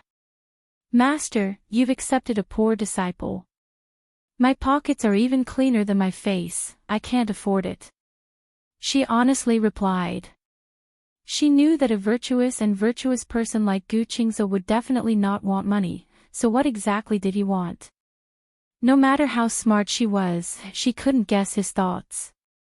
Gu Qingze was almost amused by her. He liked to hear this disciple say some strange and inexplicable words. Every time he heard it, it would make him happy. You stingy person, you actually have the nerve to say that you're poor in front of your master. You are the queen of a country, your pockets are cleaner than your face. Only you can say that. After Gu Qingze finished scolding her, he couldn't help curling his lips into a smile. But master, you also know that my title as the queen of a country is just an empty title, it can't be taken seriously. Then again, him having money is his problem, I have never thought of spending a man's money. It's not like I don't have the ability to make money. Good, you have ambition. Your master likes ambitious people. When Gu Qingze heard this, he couldn't help clapping his hands in praise. His admiration for her increased by another level. Chen Ning revealed a faint smile and said, "Then what does master want in exchange for this blueprint? What do you want me to use to exchange?" Gu Qingze snappily said, "Your pockets are cleaner than your face, what valuable thing can you use to exchange with me? Do you think your master's blueprints are worthless cabbages? It's not hard for you to want the blueprint, I just want you to promise me one." "What condition?" she asked in a strange voice. "I want you to participate in a competition on my behalf. This competition is very important, and you are only allowed to win, you are not allowed to lose. If you lose, master will immediately expel you from the sect." The smile on the corners of Gu Qingze's mouth vanished without a trace. His expression was incomparably solemn, and his tone was extremely stern. "Master, what kind of competition is it?" Seeing how serious Gu Qingze was, Chen Ning became even more curious. "You don't have to ask so many questions. You just have to tell me whether you agree or not." Gu, Gu. And, Gu, you say it. Gu, Gu. Gu, Gu. Gu, to say. Chen Ning blinked and said, "Master, you won't tell me what competition it is and you're telling me that I won't lose. Isn't this making things difficult for me? If you want me to compete with others in embroidery, eating and drinking, or breaking a monument with one palm, then I might as well just admit defeat."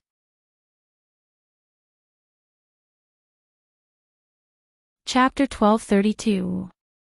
Chen Ning spread out her hands and giggled as she said, "Master is still making it hard for me. I don't know anything about medicine right now, and although I have the #1 master in the world, I haven't learned any medical skills at all. How do you want me to compete? No matter what the other side asks, I will lose." Her words were clearly retreating to advance, angering Gu Qingze to the point where he could only glare at her. He had a large headache and was secretly wondering if he had gone crazy. Why did he take this crafty little girl as his disciple? Wasn't this just asking for trouble? You don't need to use indirect methods to provoke your master. Since your master has taken you as his disciple, I will definitely teach you to become a famous doctor. Humph, you are naturally talented and have a photographic memory, these skills are even better than your master's. Adding in a master expert like me teaching you, if you can't finish your studies in a year, do you still have the face to call me master in the future? I want to learn master's medical skills in a year." Chen Ning smacked her lips and said with a bitter smile, "Master, you think too highly of me. Even good iron needs to be tempered. You should rest and slack off for this year. Once that stinky young master is better, you will immediately return to the godly physician valley with me. Without any distractions, you can focus on your studies." Gu Qingze said with a serious face. "Master, you want to bring me to the godly physician valley for a year?" Chen Ning was shocked. "What, you're not willing? You want to stay here and be the Empress? You don't want to give up on wealth, right?"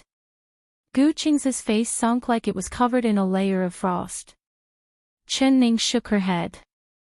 She was willing to learn medicine, especially after personally witnessing how Gu Qingze used all his effort to save Chu Xiaobai from the god of death. This made her even more confident in learning medicine. If she had learned medicine well, she wouldn't have been so helpless when she saw her loved ones getting sick or injured. If I really was a greedy person, would Master still take me as a disciple? Master, it's not that I don't want to return to the godly physician valley with you, only.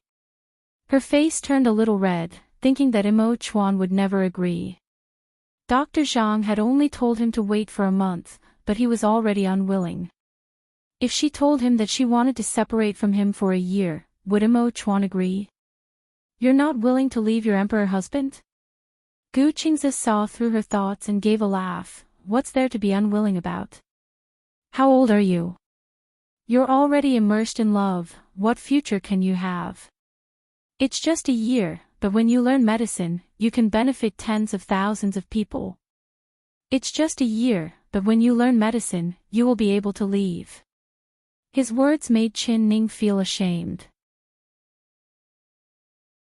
She lowered her head and said, Master's teachings are correct.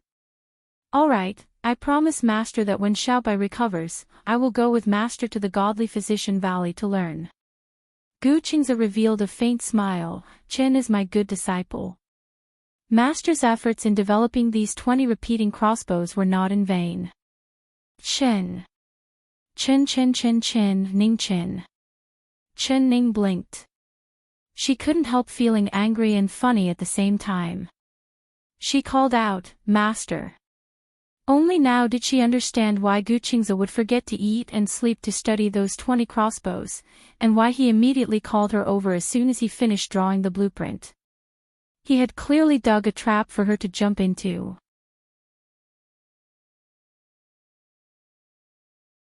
Chapter 1233. Gu Qingze leisurely leaned back in his chair. He smiled as he looked at Chen Ning and said, Little girl Chen, why don't you give this 20 crossbow a name?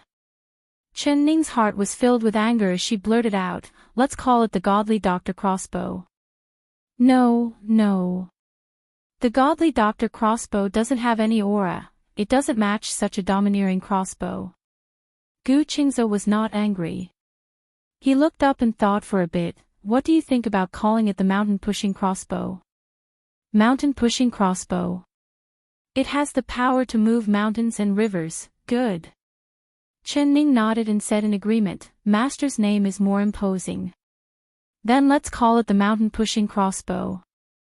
Although she pretended to be angry on the surface, she was filled with gratitude for Gu Qingze's painstaking efforts. After being in contact with Gu Qingze for this period of time, she already knew that he was a person with a cold face but a warm heart. He would be cold to people that he didn't care about, but if they entered his eyes, he would protect them and treat them with all his heart. He had accepted her as his disciple and truly treated her as his disciple. Hearing that she was in danger, he did not hesitate to take out the spirit rhinoceros pill that he had kept for many years. Knowing that she wanted the 20 crossbows, he did his best to help her fulfill her wish. Even saving Chu Xiaobai, he did his best. Chen Ning looked at Gu Qingze's messy hair, his sunken eyes, and his sloppy appearance. Her eyes couldn't help becoming hot. In the few days since arriving in the capital, he hadn't had a good night's sleep, nor had he had a good meal. He had lost a lot of weight. This master of his really couldn't be any better to her. But thinking about it, she really hadn't done anything for him. Her heart was filled with shame. She secretly thought that her master's request for her was to learn his medical skills. This was the only way she could repay her master's kindness. As for why he spent so much effort to make her study medicine with him, that was not important at all. The important thing was that she saw what Gu Qingze had done for her. Master, once Xiaobai's injuries are healed, we'll go back to the Godly Doctor Valley. I promised Master that I would definitely win that competition. I definitely won't lose Master's face and ruin Master's reputation. She looked up with sparkling eyes and a determined expression. Good girl, then it's a promise. You can take away the mountain-pushing crossbow blueprints and give it to whoever you want, it's yours. Remember, you can't tell a single word of what I said to you today. As for who made this mountain-pushing crossbow, I don't even want to know. It has nothing to do with me. Chen Ning smiled as she put away the blueprints like they were treasures. She took out a wooden box and placed it in her arms. She knew that Gu Qingze said this because he didn't want the mountain-pushing crossbow to have anything to do with him in the slightest, lest he would be troubled in the future. I understand. Master, don't worry. Look at your dirty appearance. How long has it been since you last bathed? Your body is stinking. She deliberately frowned and pinched her nose. Gu Qingze's face couldn't help but turn red. He lifted his sleeve and smelled it. Oh, it really smelled good. Isn't this master doing this to save that stinky brat and to draw these broken blueprints? You heartless disciple, actually daring to look down on your master. Now your master will punish you. Immediately bring me a large basin of bath water. It has to be hot, the hotter the better.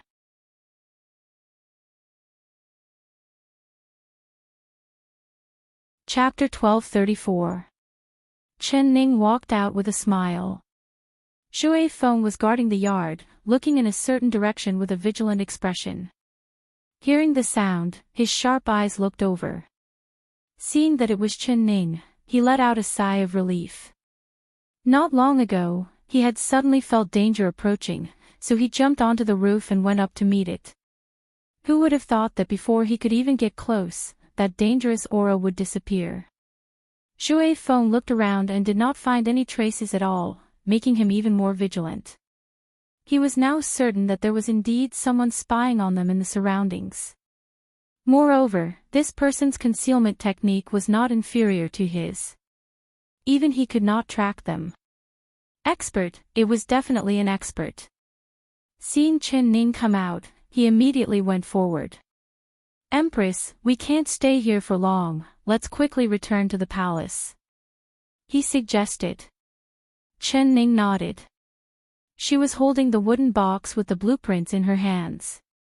The value of these thin blueprints could not be estimated and she wanted to send them safely into Mo Chuan's hands as soon as possible.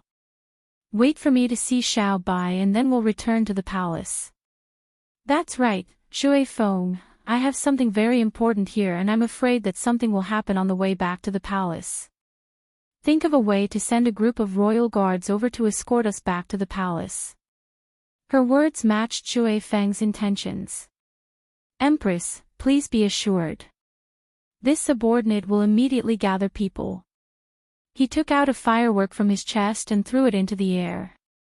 There was a flame that shot into the sky, just like a meteor flying across the sky. This is this subordinate's secret signal for the secret guards. Not long after, there will be secret guards coming to escort the Empress. Their martial arts are much higher than the royal guards, so they will follow in secret and not reveal themselves. If there really is someone that wants to harm the Empress, they will definitely not be able to come and go. Shui Feng confidently patted his chest. Chen Ning nodded with a faint smile. She called over the servants of Dr. Zhang's palace and ordered them to prepare a bath for Gu Qingze. She also found 2 servants to serve him before softly walking into Chu Xiaobai's room.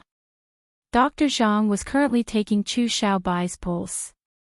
Seeing her come in, he quickly stood up and bowed. How is Xiaobai? Has he woken up yet?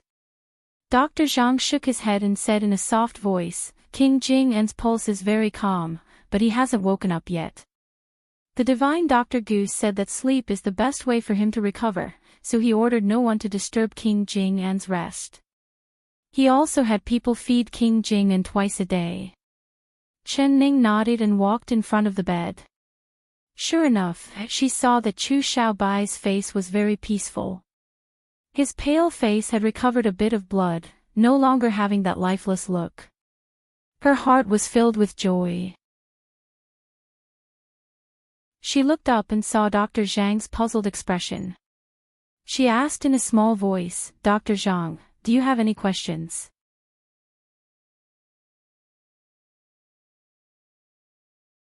Chapter 1235. Dr. Zhang was very envious of Qin Ning. As the disciple of the godly doctor, she could ask her master if she had any questions, but he did not have this fortune. So he could only use this kind of roundabout method to find the answer to his question. Qin Ning admired his attitude of learning from old age. He was not like the other doctors in the yard who were stubborn and arrogant. They thought that after entering the yard, they could look down on their peers. All right, my master is currently bathing and he hasn't rested in a long time. Once he's rested, I will definitely ask my master for advice. Dr. Zhang, I have an urgent matter that requires me to return to the palace. I'll ask Dr. Zhang to take care of Xiao Bai. Empress, please be assured. This old minister will do his best to take care of King Jing, and Dr. Zhang respectfully sent Qin Ning to the door. Zhui Feng came forward. Empress, the secret guards are here. Let's return to the palace. They're here. Qin Ning looked around and did not see a single extra person. However, she knew that these secret guards were hiding in a place that others could not see. She instantly felt her heart calm down. Holding the wooden box, she left the palace and entered a small blue silk sedan. Zhui Feng followed behind the sedan and the other secret guards did not appear. They were hidden in the shadows as they escorted Qin Ning back to the palace. Damn, where did these powerful fellows come from, ruining this young master's plans? In a corner that Zhui Feng could not see, a pair of phoenix eyes revealed a cold glow. He looked at Qin Ning's sedan with hatred as it went further and further away until it disappeared. That skinny bamboo pole, he doesn't look like he has any meat on him, but he is actually powerful. This young master has hidden himself this far away, but he can still feel this young master's existence.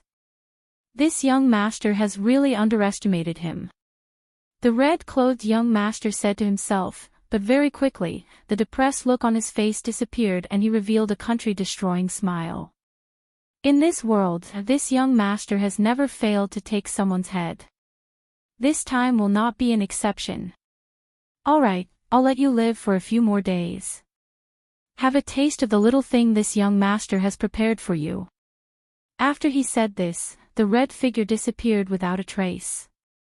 After the red-clothed young master disappeared, Zhui Feng suddenly felt that indescribable pressure disappear. He couldn't help looking in the direction the red-clothed young master was hiding before using his qigong. Like a breeze, he floated to that corner. There was a faint smell in the air. He forcefully inhaled it and suddenly felt that this smell was a bit familiar. It was like he had smelled it before, but he could not remember. But there was indeed someone hiding here before. He was certain that this person was someone who wanted to harm Qin Ning. But he had suddenly disappeared. What reason would make him give up? He must have seen the whereabouts of the shadow guards, which was why he retreated. Zhui Feng did not dare leave Qin Ning's side for too long. He looked around and did not find any clues left by the red-clothed young master. He did not stay for long and quickly caught up to Qin Ning's sedan chair. The palace not of Ning of said. Qin Ning directly returned to the Guan Osprey Palace and found that Imo Chuan was not back yet. She brought Zhui Feng and the wooden box to the royal study.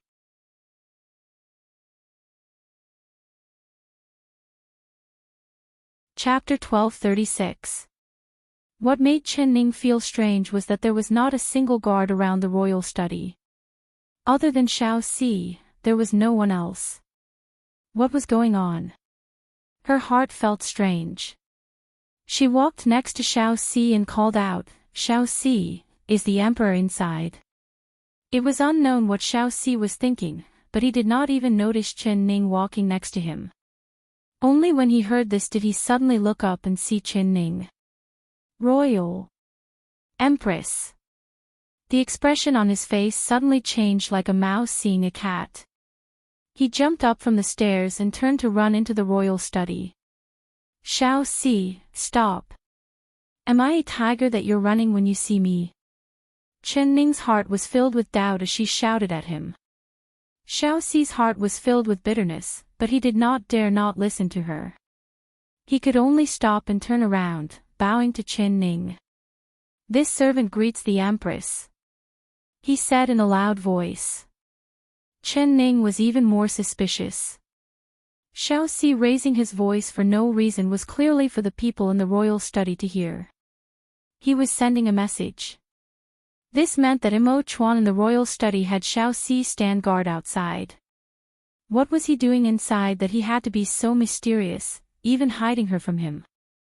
But Chen Ning did not expose Xiao Si and just softly said, Xiao Si, why are you running? Is the emperor in the royal study? Xiao Si nodded and bowed as he said, yes, the emperor is inside. This servant wants to send a message for the empress. I asked the empress to wait a bit, this servant will immediately send a message. He quickly turned to leave, but Chen Ning cut him off again. There's no need to send a message. Chen Ning walked past Xiao Si and walked into the royal study. She reached out to push the door, but she did not push it open. The door was actually bolted from the inside. Ze, he had guessed correctly. There was something strange inside. Xiao Si's face was filled with fear. He desperately looked at Zhui Feng and pouted his lips, telling him to think of a way to take Chen Ning away.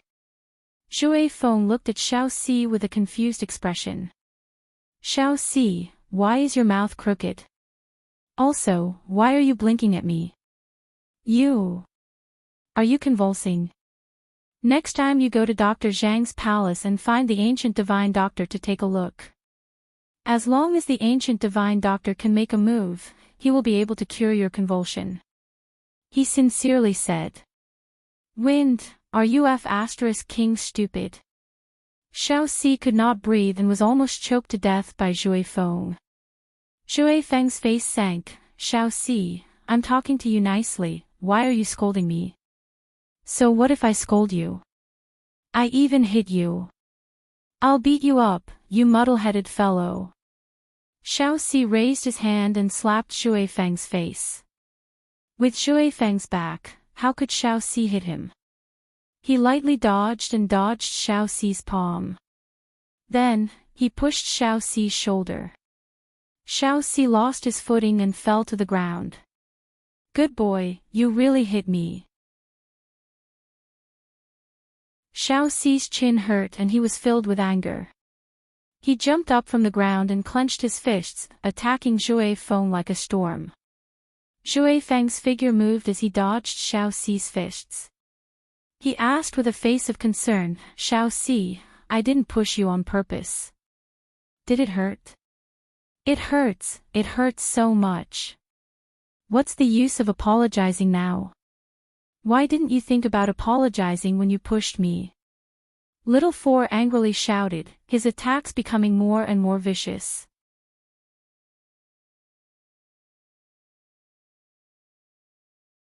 Chapter 1237.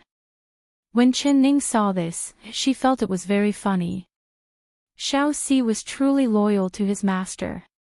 Did he think that he could attract her attention with this move? He was looking down on Chen Ning too much. She pushed the door again, but it still did not open. She tilted her head and listened. The royal study was completely silent. If Imo Chuan was here, he would have heard her voice and come to open the door. So, something must have happened inside. Zhui Feng and Xiao Si were fighting intensely in the yard at this time. Chen Ning did not even look at the two of them as she punched the window paper. She reached in and opened the door latch before walking in without any hesitation. Xiao Si saw this from the corner of his eyes and his chin almost fell off. He quickly wanted to stop her, but he was entangled by Zhui Feng and could not escape. Zhui Feng, you fool, what are you entangling me for? Quickly stop. He angrily shouted. Why are you scolding me again? Xiao Si, I didn't offend you. Moreover, you were the one who made a move first, you. Shui Feng kept blabbering and his hands did not stop, making it impossible for Xiaoxi to escape. Shui Feng, quickly stop. I need to go in and stop the Empress, otherwise something big is going to happen. Xiaoxi shouted. He did not care about Shui Feng's palm as he turned around and ran into the royal study. Shui Feng's palm had already reached Xiaoxi's back and he was frozen in the air. He looked at Xiaoxi in a daze, completely confused. With a bang sound, when Xiaoxi was about to enter the royal study, the two doors suddenly closed in front of him. Xiaoxi could not stop in time and his head hit the door. His nose hit the door frame and his nose turned sour as two streams of tears flowed down. Xiaoxi, your guard skills aren't bad. You should stay outside to guard the door. Chen Ning's cold voice came from behind the door. Xiaoxi's heart turned cold. He rubbed his nose and stared at the large hole in the window paper in a daze. His heart was filled with bitterness, but he did not dare open the door again. Shui Feng rushed over and said, "The Empress has something to see the Emperor about. Why are you using all sorts of excuses to not let the Empress in? With your current appearance, you deserve it." Xiaoxi angrily stared at his gloating face. With a snort, he turned his face away and scolded, "Idiot! Who are you calling an idiot?" Shui Feng's face turned cold and his eyes turned cold. "Whoever answers me is an idiot. Xiaoxi, don't think that just because we are brothers, I won't teach you a lesson. If you dare scold me again." Shui Feng coldly raised his fist.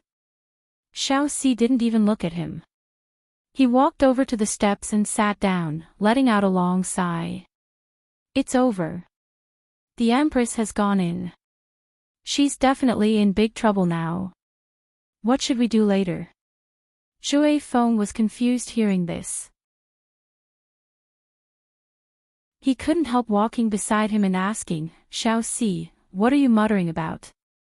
What an idiot." Xiaoxi angrily scolded, "If it wasn't for your unreasonable pestering, I would definitely have been able to stop the Empress. Now, it's over, the Emperor will definitely kill me."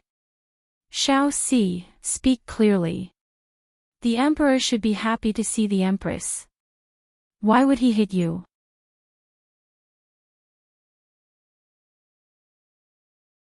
Chapter 1238. Who else is there? Zhao Rong Princess. Xiaoxi said in a low voice. What? The Zhao Rong Princess is inside. With the Emperor. Hearing this, Shui Feng's mouth fell open in shock as he revealed a look of disbelief. Of course. Xiaoxi rolled his eyes at him. It's not 2 people now, it's 3 people. The Empress has also gone in. What do you think we should do? He looked like he was about to cry. Chen Ning entered the royal study and closed the door to Xiaoxi. She turned around and looked around the room, but there was not a single person there. There was a dragon throne behind the throne filled with documents, but Mo Chuan's figure was not there. She raised her voice and called out, "Mo Chuan." No one responded to her. Chen Ning thought about it and then walked into the quiet room behind the royal study. There was a soft couch in the quiet room. Mo Chuan would sometimes rest on the couch when he was tired. Perhaps Mo Chuan had fallen asleep. Xiaoxi was afraid that she would disturb Mo Chuan's rest, so he stopped her outside the door. She laughed inwardly at her own paranoia. Softening her steps, she arrived in front of the quiet room. She saw that the 2 doors were closed and there was no sound coming from inside. Mo Chuan must have fallen asleep, that's why he did not hear her footsteps. Moreover, he must be sleeping very soundly, otherwise with his cultivation, he would have woken up with the slightest movement. Chen Ning hesitated a bit, not knowing if she should go in and disturb him. At this time, she suddenly heard a woman's whisper. The voice was sweet and soft, like it was about to melt. "Cousin. When this voice entered her ears, Chen Ning's body trembled. Zhao Rong Princess. Why was she here? There was nothing strange about her being here. She was the Zhao Rong Princess and was Mo Chuan's cousin. Chen Ning raised her brows and reached out to open the door. She was shocked by the scene in the room. As she expected, Mo Chuan's eyes were closed and he was sleeping soundly on the couch. However, there was another girl beside him. Her clothes were untidy, her shoulders were slightly exposed, and her skin was as white as snow. She was currently leaning against Mo Chuan's chest with one hand around Mo Chuan's neck. Her eyes were closed and the two of them were in a very intimate position. Although she could only see half of the girl's face, Chen Ning immediately recognized her. This girl was the Zhao Rong Princess. But she could tell with a glance that Mo Chuan was really asleep and the Zhao Rong Princess was pretending to be asleep.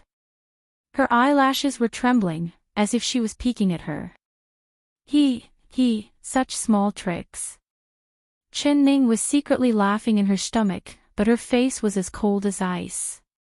With a cold look on her face, she suddenly turned around and left without saying a word. Ning couldn't help smiling as she looked at Chen's back. He left in anger just like that. She couldn't help but reveal a smile on her face. Ning Chen, she Chuan, Chen smiling.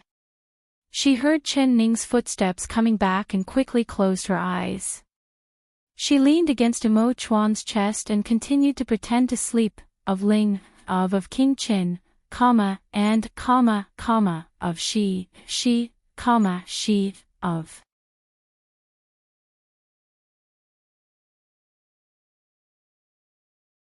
Chapter 1239.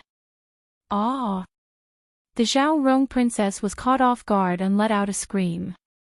It was like she had been stung by a scorpion as she jumped off the couch. She felt a burning pain where the water had landed.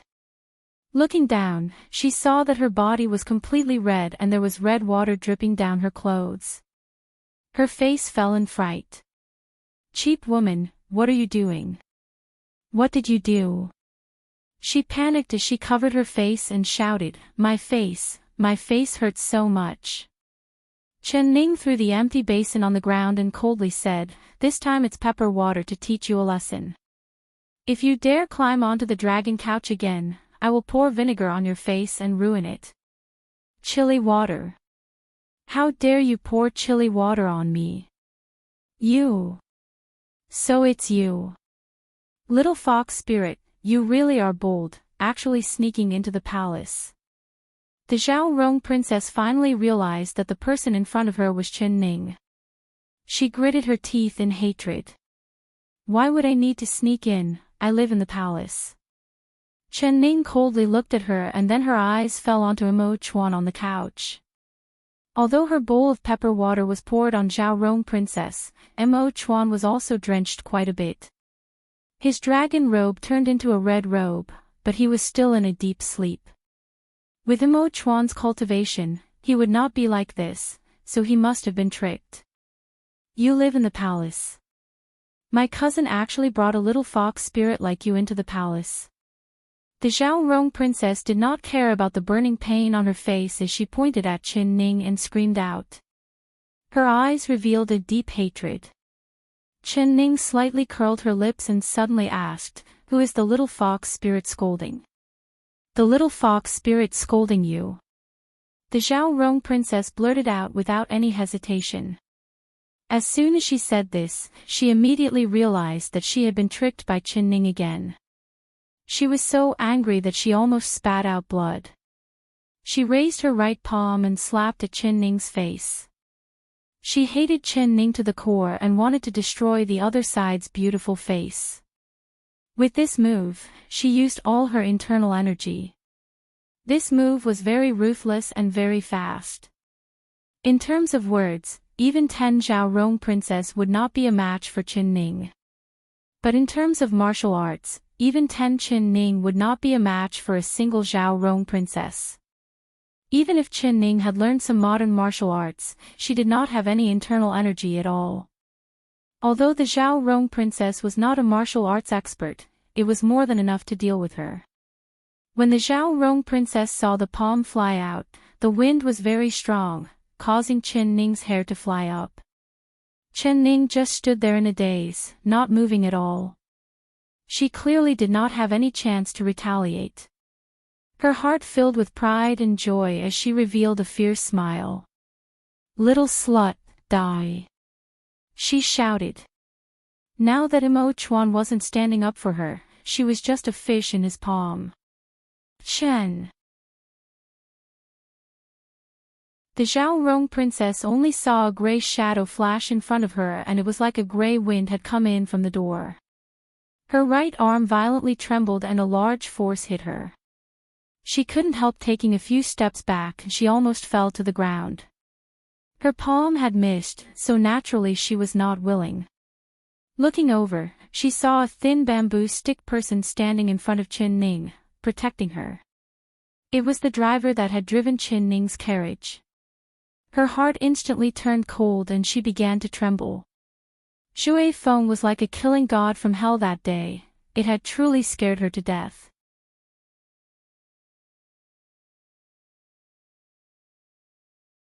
Chapter 1240. She pointed at Shui Feng and shouted, "I am the Zhao Rong princess. Have you forgotten this princess identity? This is the royal palace, the emperor's study. It is not a place for you to act wildly. In front of the emperor, you two are flirting like this, truly a good pair of husband and..." Before the word wife could even come out, Qin Ning's brows jumped up and she said, "Shui Feng, slap her." Yes. Shui Feng had long disliked the Zhao Rong princess' arrogance. Last time, because of her princess status, he did not dare make a move. He only smashed her carriage as a small punishment. Now that he found out that the Zhao Rong princess dared to make a move against the Empress and slander his and the Empress' reputation, he did not want to endure it anymore. Paw, paw, paw, paw. A few crisp slaps rang out. Zhao Rong Juanju's cheeks now had a few red handprints on them. Shui Feng did not use any internal strength, so these slaps only made the Zhao Rong princess feel pain, but she was not injured. Even if it was like this was the biggest shame the Zhao Rong princess had ever experienced since she was born. "What kind of thing are you, daring to hit this princess? You dog. Couple, this princess will skin you alive and tear your corpses into 10,000 pieces." The Zhao Rong princess was filled with rage as her eyes turned blood red. She hated Qin Ning and Shui Feng to the extreme, but she was afraid of Shui Feng's martial arts, so she did not dare make a move. "I am following the Empress' orders. Whatever the Empress wants this subordinate to do, this subordinate will do," Shui Feng coldly replied. "What Empress? You're saying that this little slut is the Empress?" "Empress? Humph, is she worthy?" The Zhao Rong princess gave a laugh, clearly not believing it at all. "What, this princess is not worthy of being the Empress? Then does the princess feel that you are suitable for this position? Alright, as long as the emperor agrees, this princess is willing to give the Empress position to you." Qin Ning revealed a faint smile and called herself this princess. The Zhao Rong princess was filled with rage and was about to curse out loud. Her eyes swept over and fell onto Qin Ning's waist. She was instantly stunned, like her acupuncture point had been poked. There was a ribbon hanging from Qin Ning's waist and there was a phoenix-shaped jade pendant on it. It was very lifelike and the carvings were very exquisite. Even the phoenix feathers were clearly carved, as if they were about to fly. The jade was a pure white, showing that it was a rare piece of jade. She was a knowledgeable person and knew that this treasure was not normal. Looking at it carefully, she could see that this was not a normal treasure. Could it be that she was the Empress? The Zhao Rong princess sucked in a cold breath. She looked up and stared at Qin Ning in disbelief. Are you really the Empress?" She squeezed out a few words. Chen Ning carelessly combed her hair that had been messed up by the wind from her palm. She found a chair to sit down and calmly looked at her. There's nothing good about being the Empress. Isn't she still beaten and scolded by others? When the Emperor wakes up, I'll tell the Emperor that I don't want to be the Empress anymore. He can give it to whoever he wants. Hearing this, the Zhao Rong princess was pleasantly surprised. She ignored the pain on her cheeks and asked, "Really? Will you keep your word?"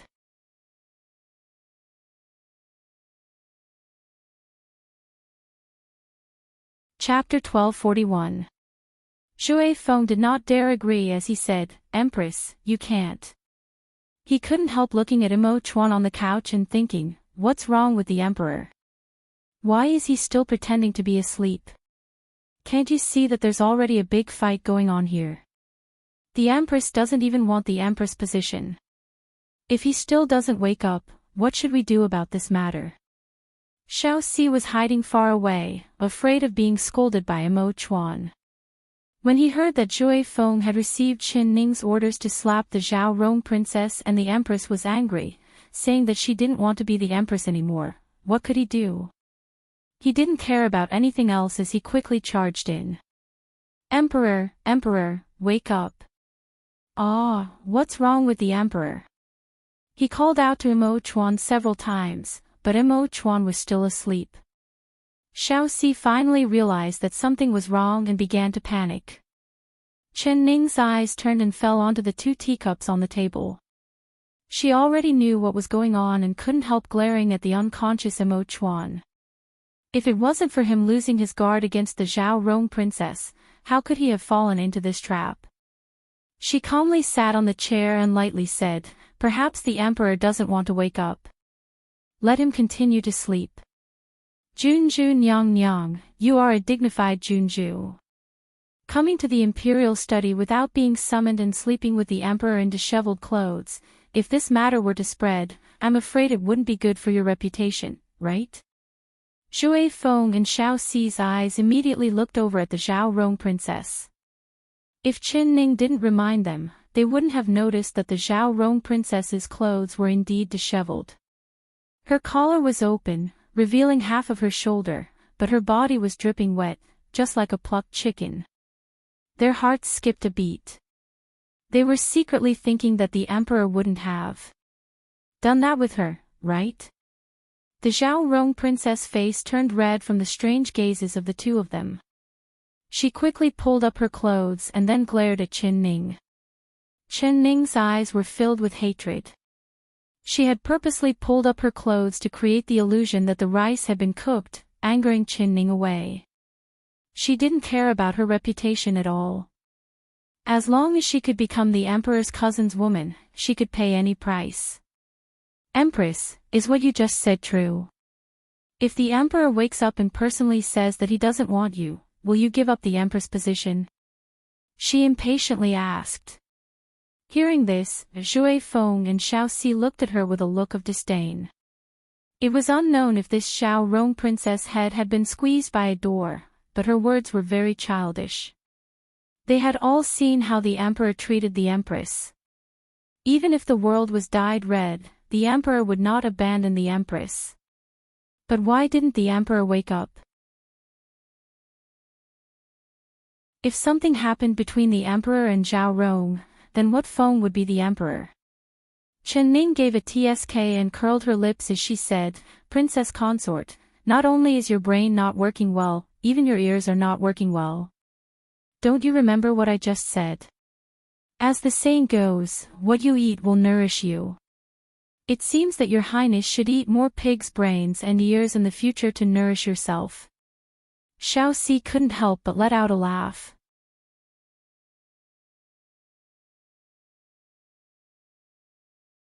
Chapter 1242. Cousin, wake up. Cousin, wake up. The Zhao Rong princess back was facing everyone as she shook Missouri Chuan's shoulder. Her voice was sweet and soft, giving Zhui Feng and Xiao Si goosebumps. The The Zhao Rong princess blocked everyone's view and secretly took out a small porcelain bottle from her sleeve. She shook it in front of Mo Chuan's nose. Mo Chuan sneezed a few times and slowly opened his eyes. His consciousness was still a little hazy. Suddenly, a warm and soft body threw itself into his arms and hugged his neck. "Cousin, you're finally awake." Mo Chuan's body turned cold and his eyes opened wide. He saw that the girl in his embrace was the Zhao Rong princess and he pushed her away without any politeness. "Zhao Rong, what did you put in the tea?" He took a deep breath and his internal energy flowed through his body. His originally blurry mind became clear. He immediately thought back to the scene before he fainted. The Zhao Rong princess came without an invitation and used the excuse of catching up to apologize for what happened yesterday. The common saying was that one shouldn't hit a smiling person. The Zhao Rong princess had apologized in a soft voice and brought up the past, so naturally Mo Chuan couldn't lower his face to scold her. The Zhao Rong princess poured 2 cups of tea and gave one to him. She said that she wanted to use tea instead of wine to apologize to him. He had never thought that Zhao Rong Junju, who he viewed as his little sister, would play tricks with the tea. After drinking the tea, he immediately realized that something was wrong. He wanted to use his internal energy to force the medicine out of the tea, but before he could do so, he fell onto the soft couch and fell into a deep sleep. "Zhao Rong, you really are bold, actually daring to drug this one." Mo Chuan thought of that scene and his heart filled with anger. His right hand reached out and tightly grabbed the Zhao Rong princess' wrist as he questioned her in a sharp voice. "Cousin, you're hurting Rong her." "What drug? Rong doesn't know anything." The Zhao Rong princess felt a sharp pain in her wrist and tears came out, making her look even more pitiful. "You." Mo Chuan's voice suddenly stopped.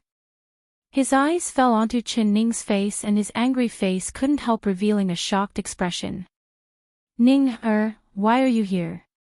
Chen Ning held the wooden box and her clear black and white eyes looked at him. She meaningfully said, "I came here to give you a large gift, but I never thought that I would see such a wonderful show." After she said this, she winked at Mo Chuan. "What show?" Mo Chuan couldn't help knitting his brows. "Of course it's a good show put on by the princess." Chen Ning's face turned serious and she coldly said, "When I opened the door, I saw you lying on the bed, but you weren't alone. Beside you was the delicate Zhao Rong princess." "Emperor, please explain to me, just what is going on between you and the Zhao Rong princess?" "What?"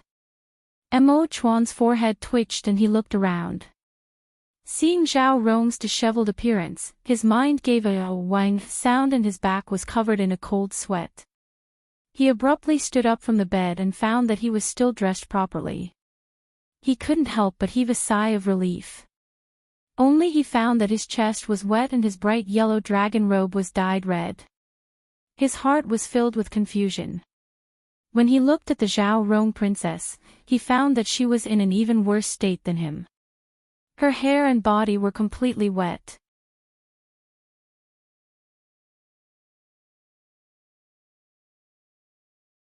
Chapter 1243. As soon as Chen Ning finished speaking, Zhao Rong princess began to cry with a wah sound. Cousin, after Rong drank the tea, she fainted for some reason. As for what happened afterwards, Rong doesn't know at all, but suddenly, Rong was awoken by her pepper water. She charged in from outside and called herself the Empress. Not only did she scold Rong, she even sent her subordinates to slap Rong-er's face. Look at Rong-er's face. Woo, cousin, you have to help Rong-er. She pulled on Mo Chuan's sleeve as she cried out in sorrow. Mo Chuan mercilessly pulled his sleeve out of her hand and coldly said, Zhao Rong, you should know what you did. If it wasn't you who put the medicine in the tea, then who else could it be? If you didn't know anything and fainted after drinking the medicine with me, Then why did you wake up when Ning poured the pepper water on me and I fell asleep the entire time? I. Mo Chuan's words made Xiao Rong speechless. She stammered, not knowing how to lie. She saw Chen Ning looking at her with a cold smile and steeled her heart. She threw caution to the wind and said, "Cousin, when Rong woke up, she found herself in your embrace and your hands were touching my body." Her face was filled with embarrassment and she almost couldn't continue. "Cousin, Rong is already yours, you have to take responsibility for Rong. Take responsibility? How do you want this one to take responsibility?" Mo Chuan coldly stared at her. Zhao Rong Princess shivered under his gaze and gathered her courage to say, "Cousin, Rong has a wish since she was young, that is to marry cousin when she grows up. Rong has grown up now, cousin likes Rong and Rong likes cousin. The Empress has just said that she doesn't want to be your Empress anymore. She said that as long as cousin says it, she is willing to give up the Empress position. Cousin, say something, do you want to marry Rong Oh. Your meaning is that she wants to give up the Empress position to you." Mo Chuan couldn't help staring at Chen Ning. Chen Ning revealed an uncaring smile and said, "That's right, I'm the one who said this. Being an Empress is really boring, even a trivial princess can order this queen around, hitting and scolding this queen whenever she wants. This queen doesn't want to be this kind of Empress. Emperor, you should be merciful and take the Empress crown away. If the princess wants it, then you can give it to her to play with." Zhao Rong Princess was filled with joy. "Cousin, as long as you say it, then Rong will marry you." Mo Chuan did not even look at the Zhao Rong Princess. His eyes were like ice as he stared at Chen Ning. His heart wished he could strangle this little girl who said such strange things. Did she not care for the position of Empress that he had given her? She didn't as she wanted it. "Emperor, the princess can't wait any longer, just give the decree." Chen Ning lazily stretched out, sitting in the chair without standing up. "All right, this one will give the decree now. Come, throw the princess out of the palace. Without this one's orders, she is not allowed to take a single step into the palace. End of it." Mo Chuan's voice was clear and powerful as he said this. Then with a wave of his sleeve, the princess was thrown out and fell to the ground. "Cousin, what did you say? You want to throw Rong out of the palace?"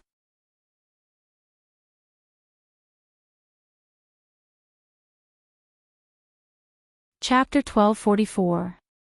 Shui Feng, Xiao Si, are you both deaf? Are you treating this one's words as wind? Mo Chuan's shout woke up Shui Feng and Xiao Si, who were in a daze. "Yes, this subordinate, this servant obeys." Shui Feng reached out and grabbed the Zhao Rong Princess collar.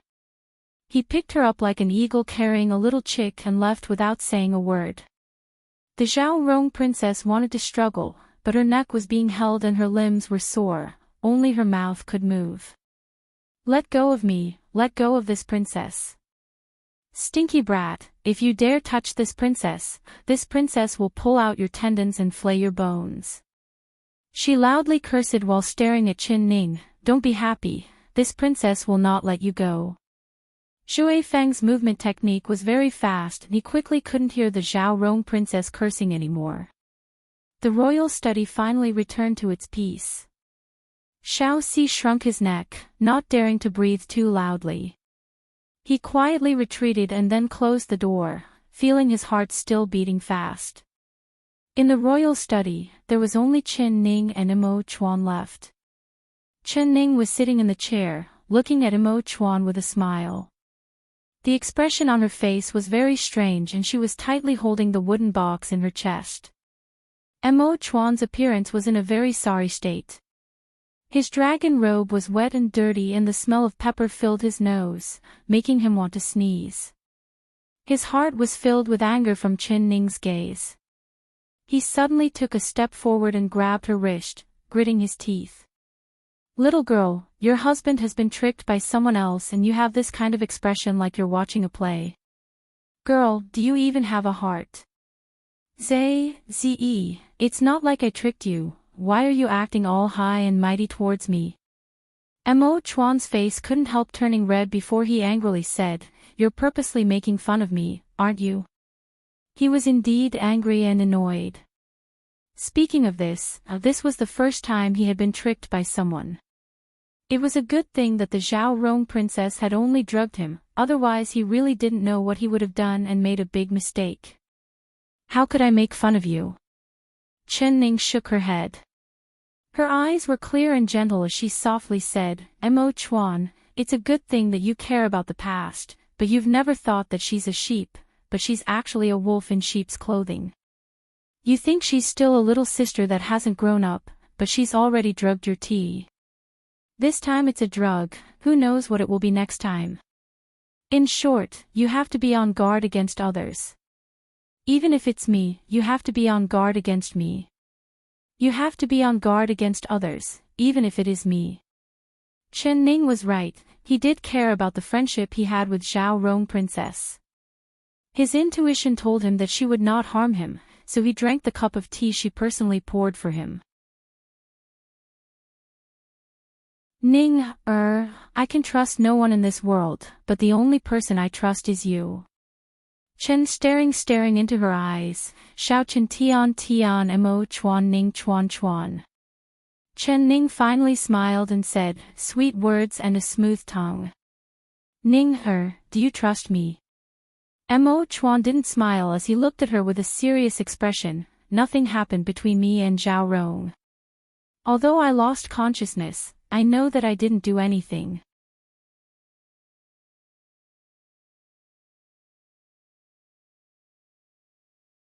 Chapter 1245. Mo Chuan broke into a smile and reached out to rub her hair. His heart that had been hanging in the air finally fell back down. His heart was filled with sweetness and satisfaction. He wanted to hold her in his arms, but she shrank back and avoided his arms. There's another woman's smell on you, it's disgusting. Chen Ning had a look of disgust as she waved her hand in front of her nose. Alright, I'll go take a bath now. Mo Chuan also felt uncomfortable being wet, so he left the room with a smile. By the time he came back, he had become refreshed. Chen Ning was sitting in front of the table. She had opened the wooden box and was flipping through the blueprints page by page. She was in a daze, not even noticing when Mo Chuan came in. Mo Chuan quietly walked behind her and silently stood there for a while. Chen Ning did not notice anything as she just stared at the blueprints. He felt it was strange and leaned over to look behind her. He saw that the paper was covered in dense diagrams. At first glance, it looked like the 5 crossbow blueprints, but looking closely, it wasn't. Ning, what are you looking at? He suddenly asked. Chen Ning was shocked. Turning around to see that it was Mo Chuan, she let out a sigh of relief. She raised the blueprints in her hand and revealed a smile. Didn't you already see it? This is the big present I want to give you. Do you like it? Naturally, I like your gift. Mo Chuan smiled as he took the blueprints from her hand and carefully looked at them. Chen Ning did not say anything. She held her chin and smiled at him. Mo Chuan's calm expression gradually became excited. This blueprint. Where did it come from? Ning, quickly tell me. His usually calm face rarely showed such an excited expression, and the hand that was holding the blueprint was trembling slightly because of the excitement. Chen Ning said with a smile, I drew it, do you believe me? Little girl, don't speak nonsense. This is the blueprint for the 20 crossbows. I believe that even the northern Qi country cannot make this kind of divine weapon. If they can really make it, my West Chu will no longer be afraid of East Qin's iron hooves. We will no longer have to worry about Southern Mountain eyeing our country. Mo Chuan's eyes sparkled with excitement. Seeing Mo Chuan this happy, Chen Ning's heart was also filled with joy. This is something my master worked hard to make. He gave this crossbow a name, the mountain-pushing crossbow, meaning that it has the power to push mountains. Mountain-pushing crossbow. Good name, very imposing. Mo Chuan slammed the table in praise, feeling more pride the more he saw it. Ning, I didn't expect your master to be such a genius. Not only is his medical skill godly, even his weapon-making skills are not inferior to Qi Yenyu's. I rarely admire people in my life, but I really can't help but admire your master. You've acknowledged such a genius as your master, you must seek guidance from him. Chen's eyes lit up and the smile on her face became even deeper. Originally Mo Chuan was very resistant to Gu Qingze, but after hearing that he had taken Gu Qingze as his master, although he didn't say anything, his face was filled with unwillingness. Usually, when he addressed Gu Qingze, he would only use the 3 words, Divine Physician Gu, and would never mention, your master. Now that he had the blueprint of the mountain-pushing crossbow, his impression of Gu Qingze had actually changed.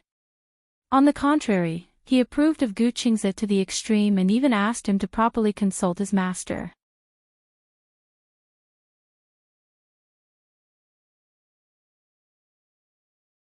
Chapter 1246. Mo Chuan, you finally approve of me taking him as my master. Chen Ning revealed a smile and her eyes revealed a cunning glow. It was a pity that Mo Chuan's attention was completely focused on the mountain-pushing crossbow blueprint, so he did not notice it at all. He rubbed her hair with a smile and said with a nod, of course I approve. Your master is a heavenly scholar, so you have to learn from him. Not only do you have to learn his medical skills, you also have to learn his mechanical forging skills. With how smart you are, you can quickly learn from him. Chen Ning said with a smile, Master also gave me a good thing today. What good thing? Mo Chuan was curious. Since Chen Ning said it was good, it must not be ordinary. Spirit Rhino Pill. Spirit Rhino Pill. What is that? This is a pill that my master spent a lot of effort to refine. After taking it, you will be immune to hundreds of poisons, but it's a pity there was only one. I didn't know at the time and ate it all at once. If I knew this thing was this good, would have kept it for you. But master said that he would tell me the refining method and recipe for the Spirit Rhino pill and I would refine it for you to eat. Immune to hundreds of poisons. There is actually such a good thing in this world. Ning, you really have good fortune. Your master really has quite a few treasures on him. Mo Chuan was pleasantly surprised. He did not feel any regret that he couldn't eat it at all, he just felt happy for Chen Ning. Chen Ning giggled, that's right, my master has many treasures on him. Master said to let me study with him for a year, Mo Chuan, do you agree? Mo Chuan said without any hesitation, of course I agree. To be able to receive this kind of master's guidance, it is simply a blessing you cultivated in your previous life. It is an opportunity that others can't even beg for. You have to learn well and if you don't learn well, I'll spank your butt. She smiled and said, Mo Chuan, it's good that you agree. You have to remember what you said. You are the ruler of a country and your words carry weight, you can't go back on your words when the time comes. Why would I go back on my words? Mo Chuan never thought that she would dig a hole for him to jump into. His heart was filled with satisfaction as he was immersed in the joy of obtaining the mountain-pushing crossbow. His heart was filled with pride and his thoughts had already floated tens of thousands of miles away.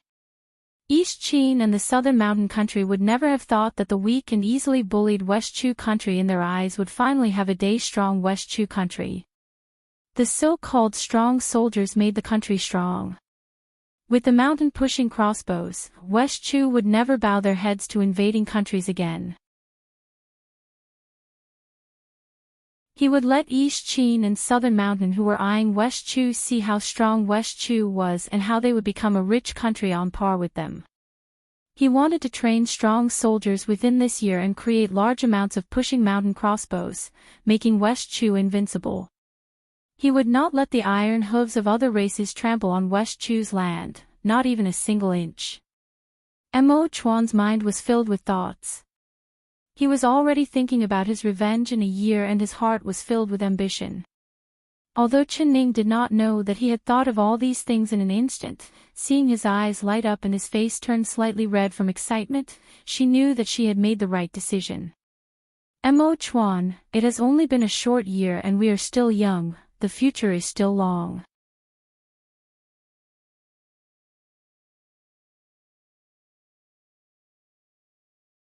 Chapter 1247.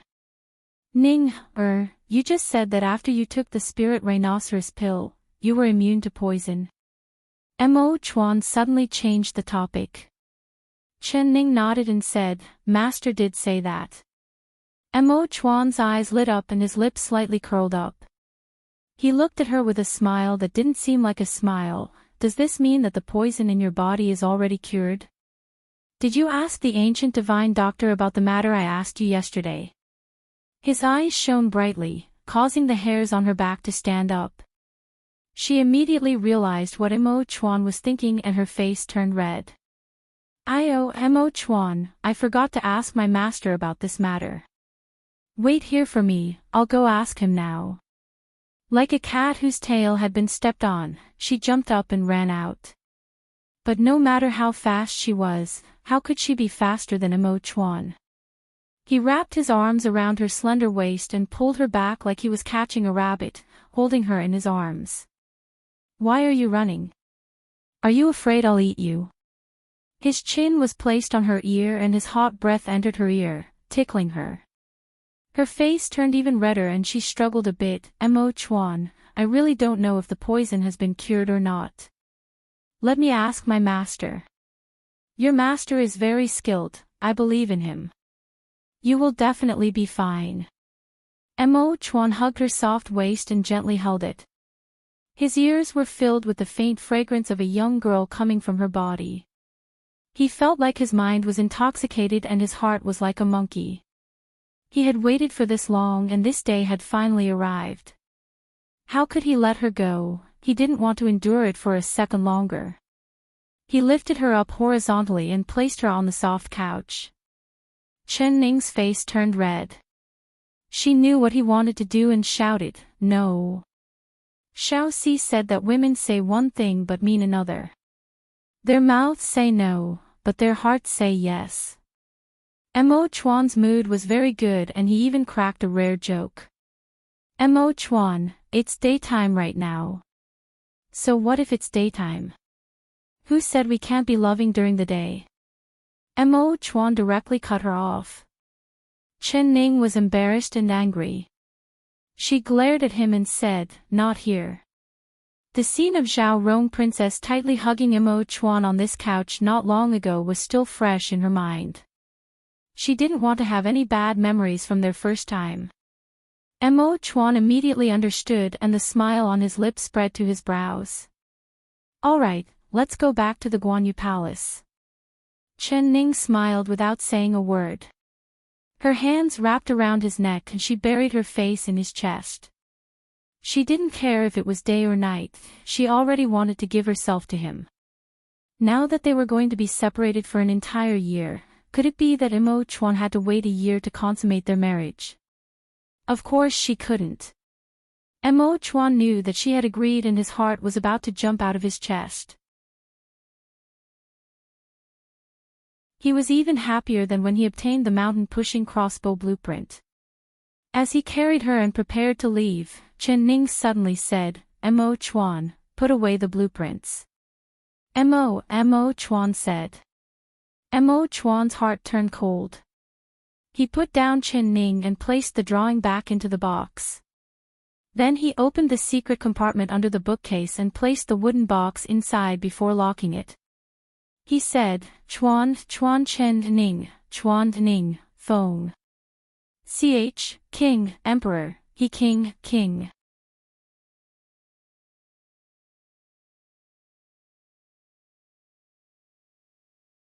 Chapter 1248. Zhui Feng instantly turned cold as he replied, Emperor can be assured, this subordinate will not take a single step away. Mo Chuan nodded. Although Zhui Feng was a slow person, he was the most dependable person. Anything given to him, he would definitely complete it, never making a mistake. Ning, let's go. After giving his orders, he turned around to pick up Chen Ning. Using his qinggong, he flew in the direction of the Guanyu Palace. When the guards and eunuchs in the palace saw this, their jaws almost fell off in shock.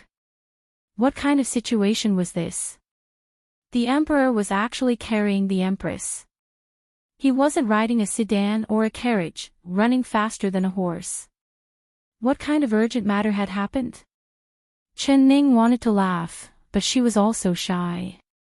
Thinking of what was about to happen, she couldn't help feeling nervous even though she had no experience. Seeing Mo Chuan's impatient appearance and thinking of how he had endured for so long, if he lost control in a bit, her delicate body wouldn't be able to take it. She was suddenly afraid and filled with regret. When they arrived at the Guanyu Palace, Missouri Chuan carried her to the bedroom. Xiao Ru was currently cleaning the room, but when she saw the two of them come in, she was shocked. Young miss, what's wrong? When she saw Chen Ning being tightly held in Mo Chuan's embrace, her intuition told her that something had happened to Chen Ning. Get out. Mo Chuan didn't want to say another word. In his eyes and heart, there was only Chen Ning. When Xiao Ru heard Mo Chuan's stern voice, her face turned white in fright. However, she was worried about Chen Ning, so not only did she not leave, she even took a step closer to Chen Ning. Young miss, are you all right? Chen Ning's face turned red. She shook her head and said, Xiao Ru, I'm fine. You can leave first, we have something to say. Oh. Little Ru was relieved and left, closing the door behind her. She was a bit unhappy in her heart. In the past, eldest young miss would never hide anything from her, but now, ever since eldest young miss married the emperor, she would only speak to the emperor. Even if she wanted to speak, she would have to send her away. Xiao Ru pouted and sat down on the steps. She held her chin as she looked out the palace gates in a daze. She hadn't seen Xiao Si in several days. She couldn't see him in the palace and she couldn't see him in Dr. Zhang's palace. Where did Xiao Si go? Why was the emperor here, but she still couldn't see Xiao Si's shadow? Wasn't he the emperor's personal attendant? Wherever the emperor was, that was where he should be. What she didn't know was that Xiao Si not appearing in the Guan Osprey Palace these past few days was because of Mo Chuan. It was because he could feel Xiao Ru's feelings for Xiao Si that Mo Chuan specifically told Xiao Si not to appear in the Guanyu Palace. This made Xiao Si confused and his heart filled with panic. He thought that Mo Chuan was looking down on him, so he was secretly sad for a long time. As soon as Xiao Ru left, Mo Chuan carried Chen Ning into the room. He placed her on the soft and thick bed and kissed her without saying a word. Mo, Chen said. Chen Ning's face turned red. She had just thought of a reason, but before she could say it, it was blocked by Mo Chuan. There was a soft and fragrant blanket under her and her chin was held in place by Mo Chuan's hand, not allowing her to dodge.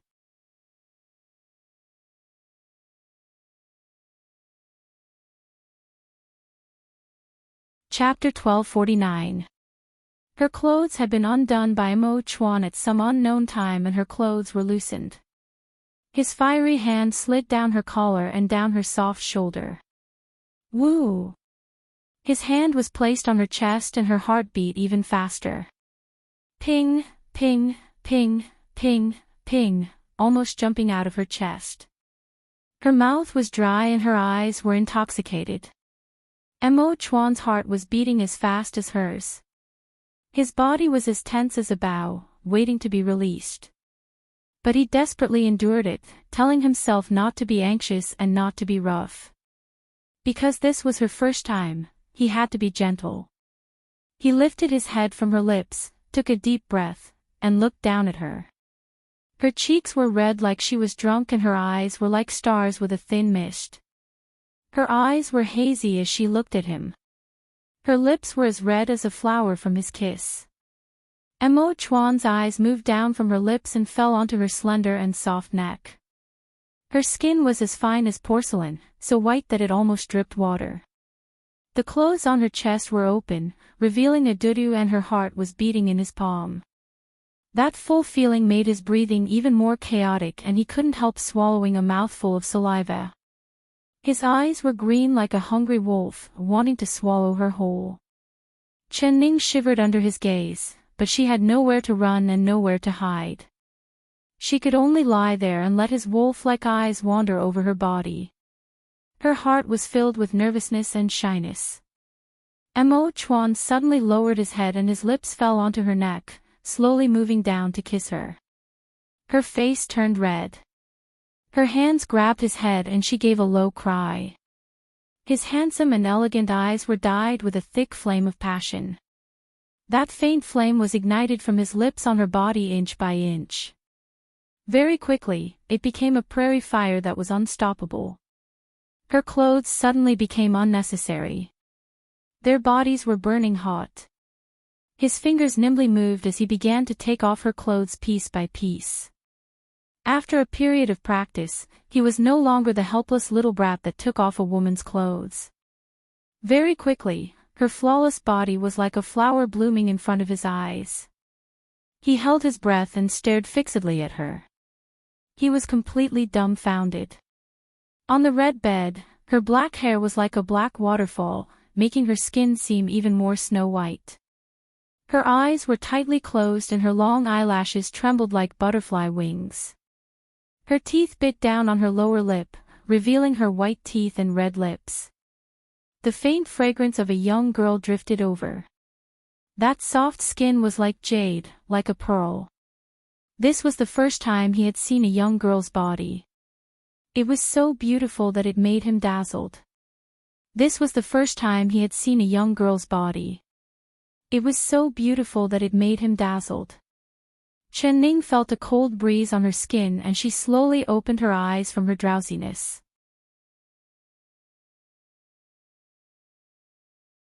She found that Emo Chuan was looking at her body in a daze and her already red face became even hotter. It was also the first time in her life that she had exposed her body in front of a man. It would be a lie to say that she was not nervous or afraid. Although she had read a lot of books about this, they were all textbooks. Now, she was facing real guns and live bullets. Because of her nervousness, her skin trembled slightly, like the dew on a flower petal, but it was exceptionally alluring.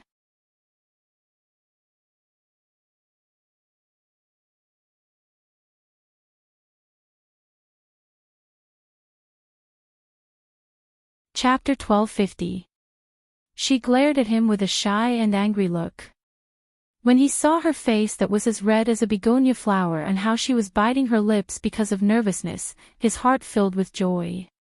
It turned out that when his mischievous lass became shy, she would also retract her sharp tongue and become like a shy rose, unwilling to speak. But the more she didn't speak, the more he wanted to tease her. Ning, your body is really beautiful. Compared to your face.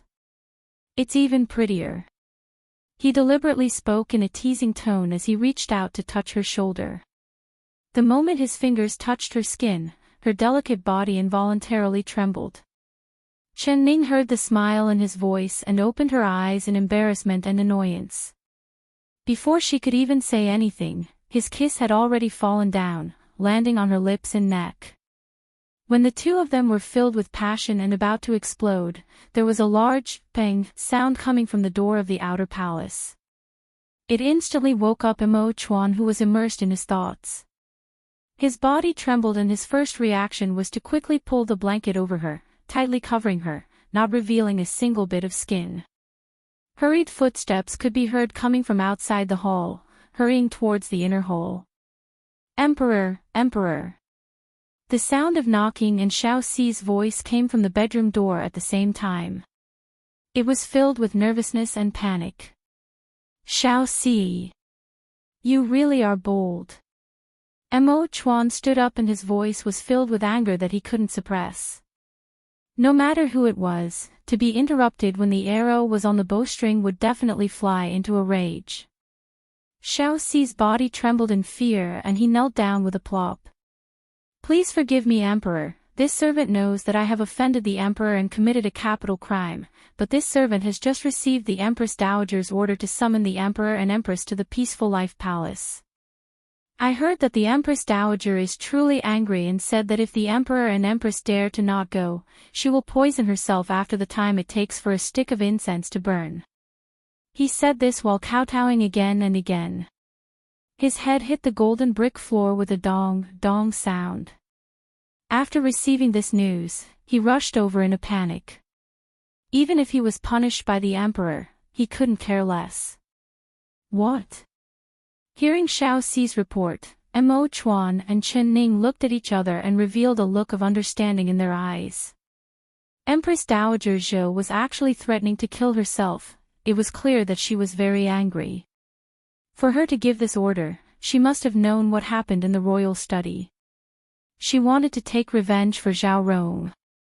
Mo Chuan gritted his teeth and wanted to ignore it, but he knew that Empress Dowager Zhou was not just to scare him. His mother had a strong personality, and if he really didn't go to the Peaceful Life Palace, she would do anything. Zhao Rong. All of this was caused by her. She had done this kind of shameless thing, and not only did she not repent, she even had the face to go to Empress Dowager Zhou. The flames of passion in Mo Chuan's heart were replaced by flames of rage.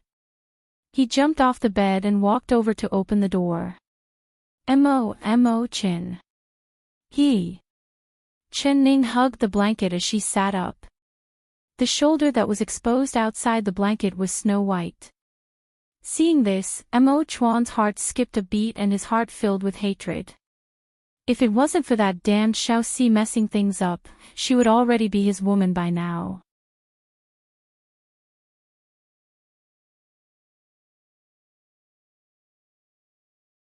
Chapter 1251. Mo Chuan gritted his teeth in hatred. He wished he could grab the Zhao Rong princess and teach her a lesson. Mo Chuan, you. Change your clothes before you go. The blush on Chen Ning's face had not completely disappeared, but she was already quickly putting on her clothes. Mo Chuan finally found that the dragon robe on his body was wrinkled. Anyone with eyes could tell what had happened with a single glance. His face turned slightly hot and he nodded. I'll wait for you outside. After he said this, he opened the door. Xiao Si was still kneeling on the ground and kowtowing. No need to kowtow, he coldly said.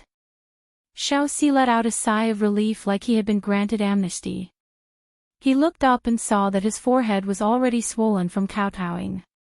Help me change. Mo Chuan said again. Yes, Emperor. Xiao Si quickly helped Mo Chuan change his clothes. Not long after, the door to the inner room opened and Chen Ning appeared at the door with a serious expression. Mo Chuan and Xiao Si couldn't help looking at her. Although the two of them were already familiar with her beauty, their eyes still lit up. She was wearing a large red embroidered robe. Her hair was like the clouds and she was wearing a 9 phoenix shawl. With a gentle shake, the shawl sparkled. But no matter how bright the light was, it could not take away the brilliance of her entire body. She was slender and elegant, with a dignified posture. Her dress reached the ground and every step she took was like a lotus. It was like a red hibiscus floating on the surface of the water, beautiful beyond compare. Mo Chuan's throat tightened as he stared at her in an aggressive manner. Damn it, she dressed herself up in such a dazzling manner. Was she trying to steal his soul? He had suppressed the fire in his body with great difficulty, but now that he saw her, those flames began to stir again. You're just going to see Mother, not attending a ceremony, so why are you dressed so formally? Mo Chuan noticed that she was wearing the Empress clothes and the shawl on her head was also 9 phoenix heads. Only the Empress had the qualifications to wear it. Chen Ning looked at him and revealed a gentle smile. Such beautiful clothes and jewelry, I'm afraid that if I don't wear them now, I won't have a chance to wear them in the future. Mo Chuan was stunned, but he understood her meaning. His face sunk as he said, "You are the West Chu Empress. As long as I'm here, no one can touch you." She smiled and blinked before saying with a serious expression, "I was just joking, did you really think it was true? Today is the first time I'm meeting the Empress Dowager, so naturally I have to wear formal clothes to show my respect to the Empress Dowager." Mo Chuan held her hand and looked at her.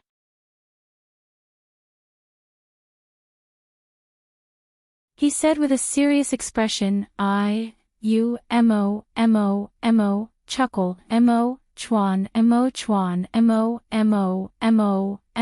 Chuan,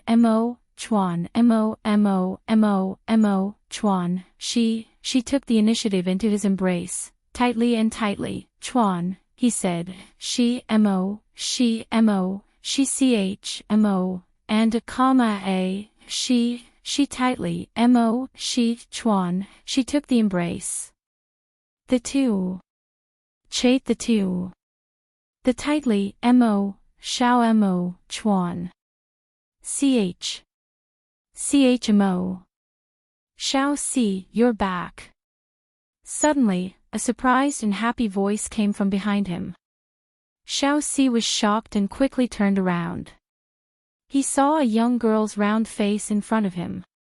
Her eyes were dark and bright. It was Xiao Ru.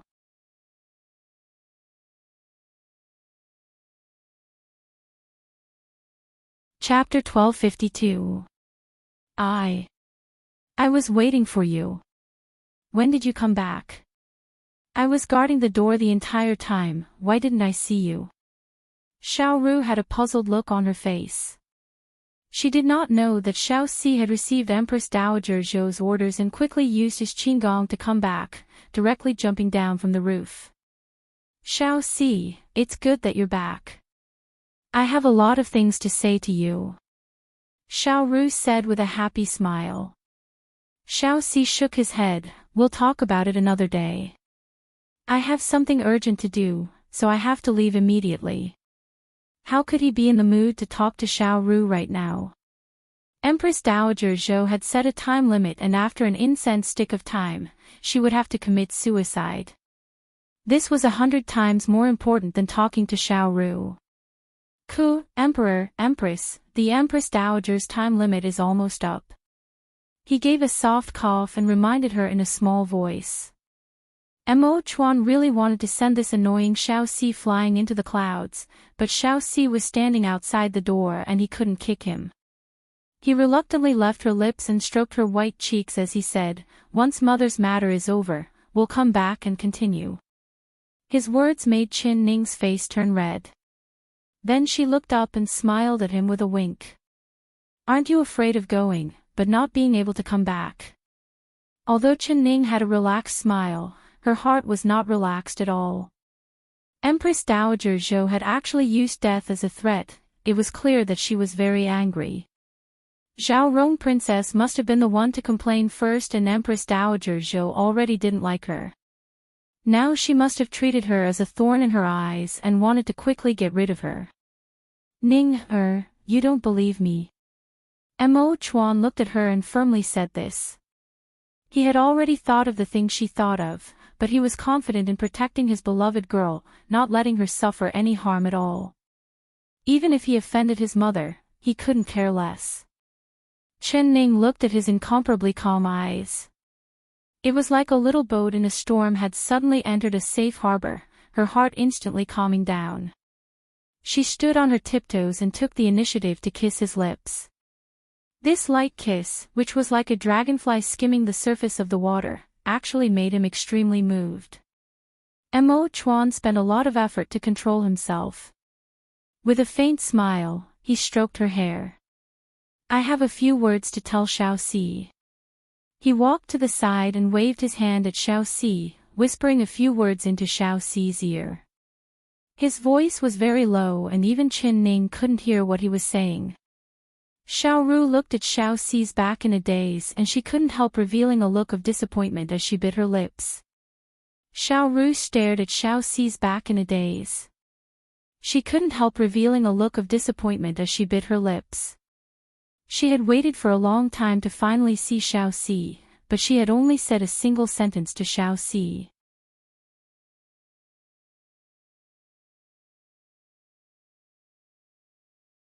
Her heart was filled with an indescribable melancholy.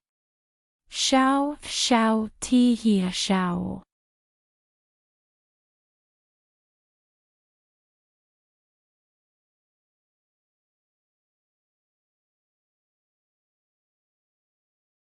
Chapter 1253.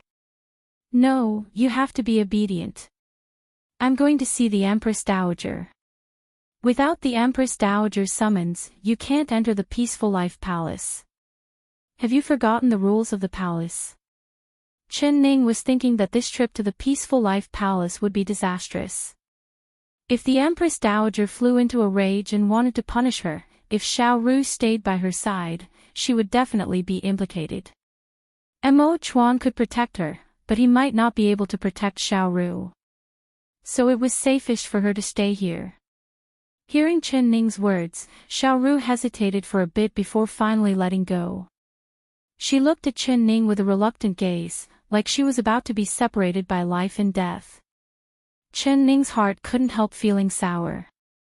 Although she knew that time was tight and she didn't have time to talk to Xiao Ru, she couldn't help hugging her. She said, "Good girl, wait for me here. I'll be back soon." Xiao Ru reluctantly nodded. She had never disobeyed Qin Ning's words before. Qin Ning affectionately rubbed Xiao Ru's hair again before leaving the palace with Mo Chuan. If she could predict what would happen in the future, she would not have left like this. It was a pity she didn't know. When the two of them arrived at the Peaceful Life Palace, before they even had time to step in, they heard Su Jin's crying voice coming from inside. "Empress Dowager, you can't do this. It's not time yet, the incense hasn't finished burning yet. The Emperor and Empress will be here soon." "Su Jin, shut up. If you ask for another word for that little bastard and that little slut, this widow will drag you down to be buried with this widow." Empress Dowager Zhou's cold voice rang out. "Empress Dowager, if you want to take the poison, then let Su Jin go first." "Su Jin, what are you doing?" Empress Dowager Zhou's voice instantly became filled with panic. "Stop, quickly stop." Mo Chuan and Qin Ning immediately realized this was bad. He grabbed Qin Ning and used his qigong, quickly running through the palace doors. He saw Su Jin holding a bottle in her hand. She placed it by her lips and was about to drink it. Empress Dowager Zhou wanted to stop her, but she was too far away. Adding in the fact that it was inconvenient for her to move, she threw away her dragon head cane. "Su Jin." She let out a stern shout. Su Jin turned a deaf ear. This was the first time she didn't listen to Empress Dowager Zhou. She raised her head with a firm face. Suddenly, she felt that her hand was empty. The small bottle had been snatched away by someone. "Your Majesty, Her Majesty." Su Jin calmed herself down and looked at the two people standing in front of her. She was startled and immediately knelt on the ground. "Emperor, Empress, you're finally here." She was so excited that tears came out of her eyes.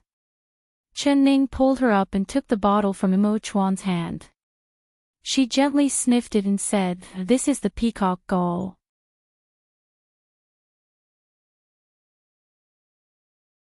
When Mo Chuan heard this, his calm face couldn't help changing color. The peacock gall, the crane's crown red, and the flowered wood turtle were the three great poisons of the present age. Everyone in the world knew that once consumed, there was no cure. Because the poison was very strong and took effect very quickly, the imperial palaces had used these three great poisons as poisoned wine for generations. Chen Ning knew that although this poison was called the peacock gallbladder, it was not actually the gallbladder of a peacock. Rather, it was a poisonous insect that lived in damp places called the striped centipede. It was completely black and had a strong poison. As long as it touched a person's skin, it would cause the flesh to fester. It was very poisonous.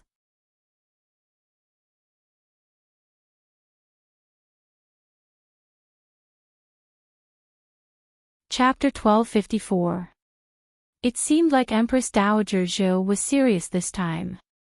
If she and Imo Chuan hadn't arrived in time, Empress Dowager Zhou and Su Jin would already be.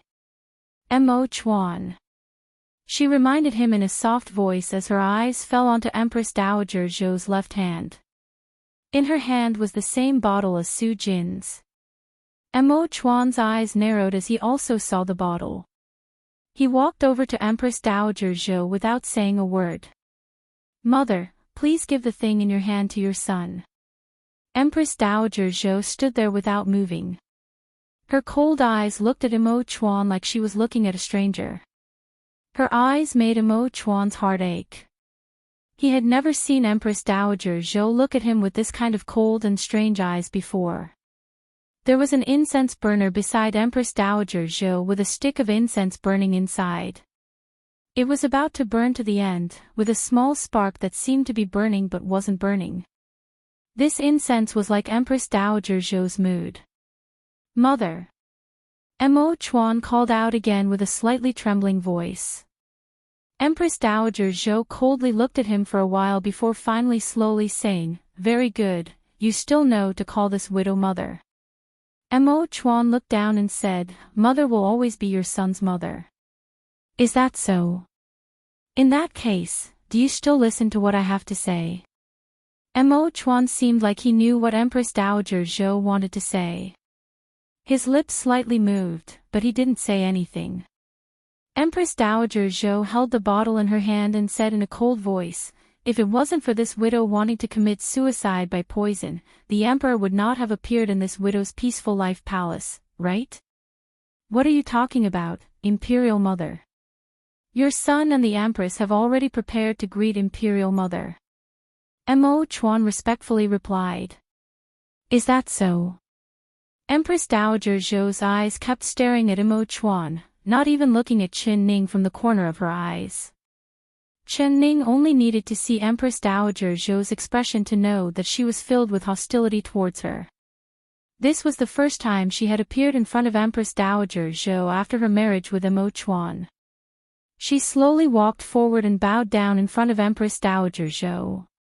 "This minister's wife greets mother." Her bow was very respectful. From her posture to her movements, she was very dignified. Even the pickiest Mother Shangli couldn't find a single mistake. Empress Dowager Zhou gave a snort and finally slowly looked at her. "Empress, your body is much better now. Why are you all dressed up like this? Are you going to a banquet or a celebration?" The sarcasm in her tone could not be any stronger. When she saw Chen Ning, she was filled with anger. She felt like she was not pleasing to the eye. Chen Ning slightly lowered her head. Her expression was very respectful, but her tone was not servile. "This minister's wife has come to the Peaceful Life Palace to greet mother. This is the first time this minister's wife has come to the Peaceful Life Palace to greet mother, so this minister's wife has to wear a dignified dress. This is the etiquette this minister's wife should have as the empress." Empress Dowager Zhou was choked. She wanted to use this as a pretext, but she never thought that she would be blocked by Chen Ning with just a single sentence. Moreover, she had said it in a generous manner, not letting a single drop of water leak out. She couldn't find a single mistake. The awkward expression on her face disappeared in a flash, and she immediately resumed her cold and arrogant expression. "The Empress is really arrogant. You've just sat on the Empress throne and you're already using the power of the Empress to lecture people." She said meaningfully, "You're tuning into the LoveLore Library YouTube channel. We're so grateful for your support, and don't forget to subscribe to join us on this incredible journey through captivating stories. Your generosity through donations truly makes a world of difference, as it's the primary source of revenue that allows me to expand and enhance this channel for you. Thank you from the bottom of my heart for being a part of this adventure.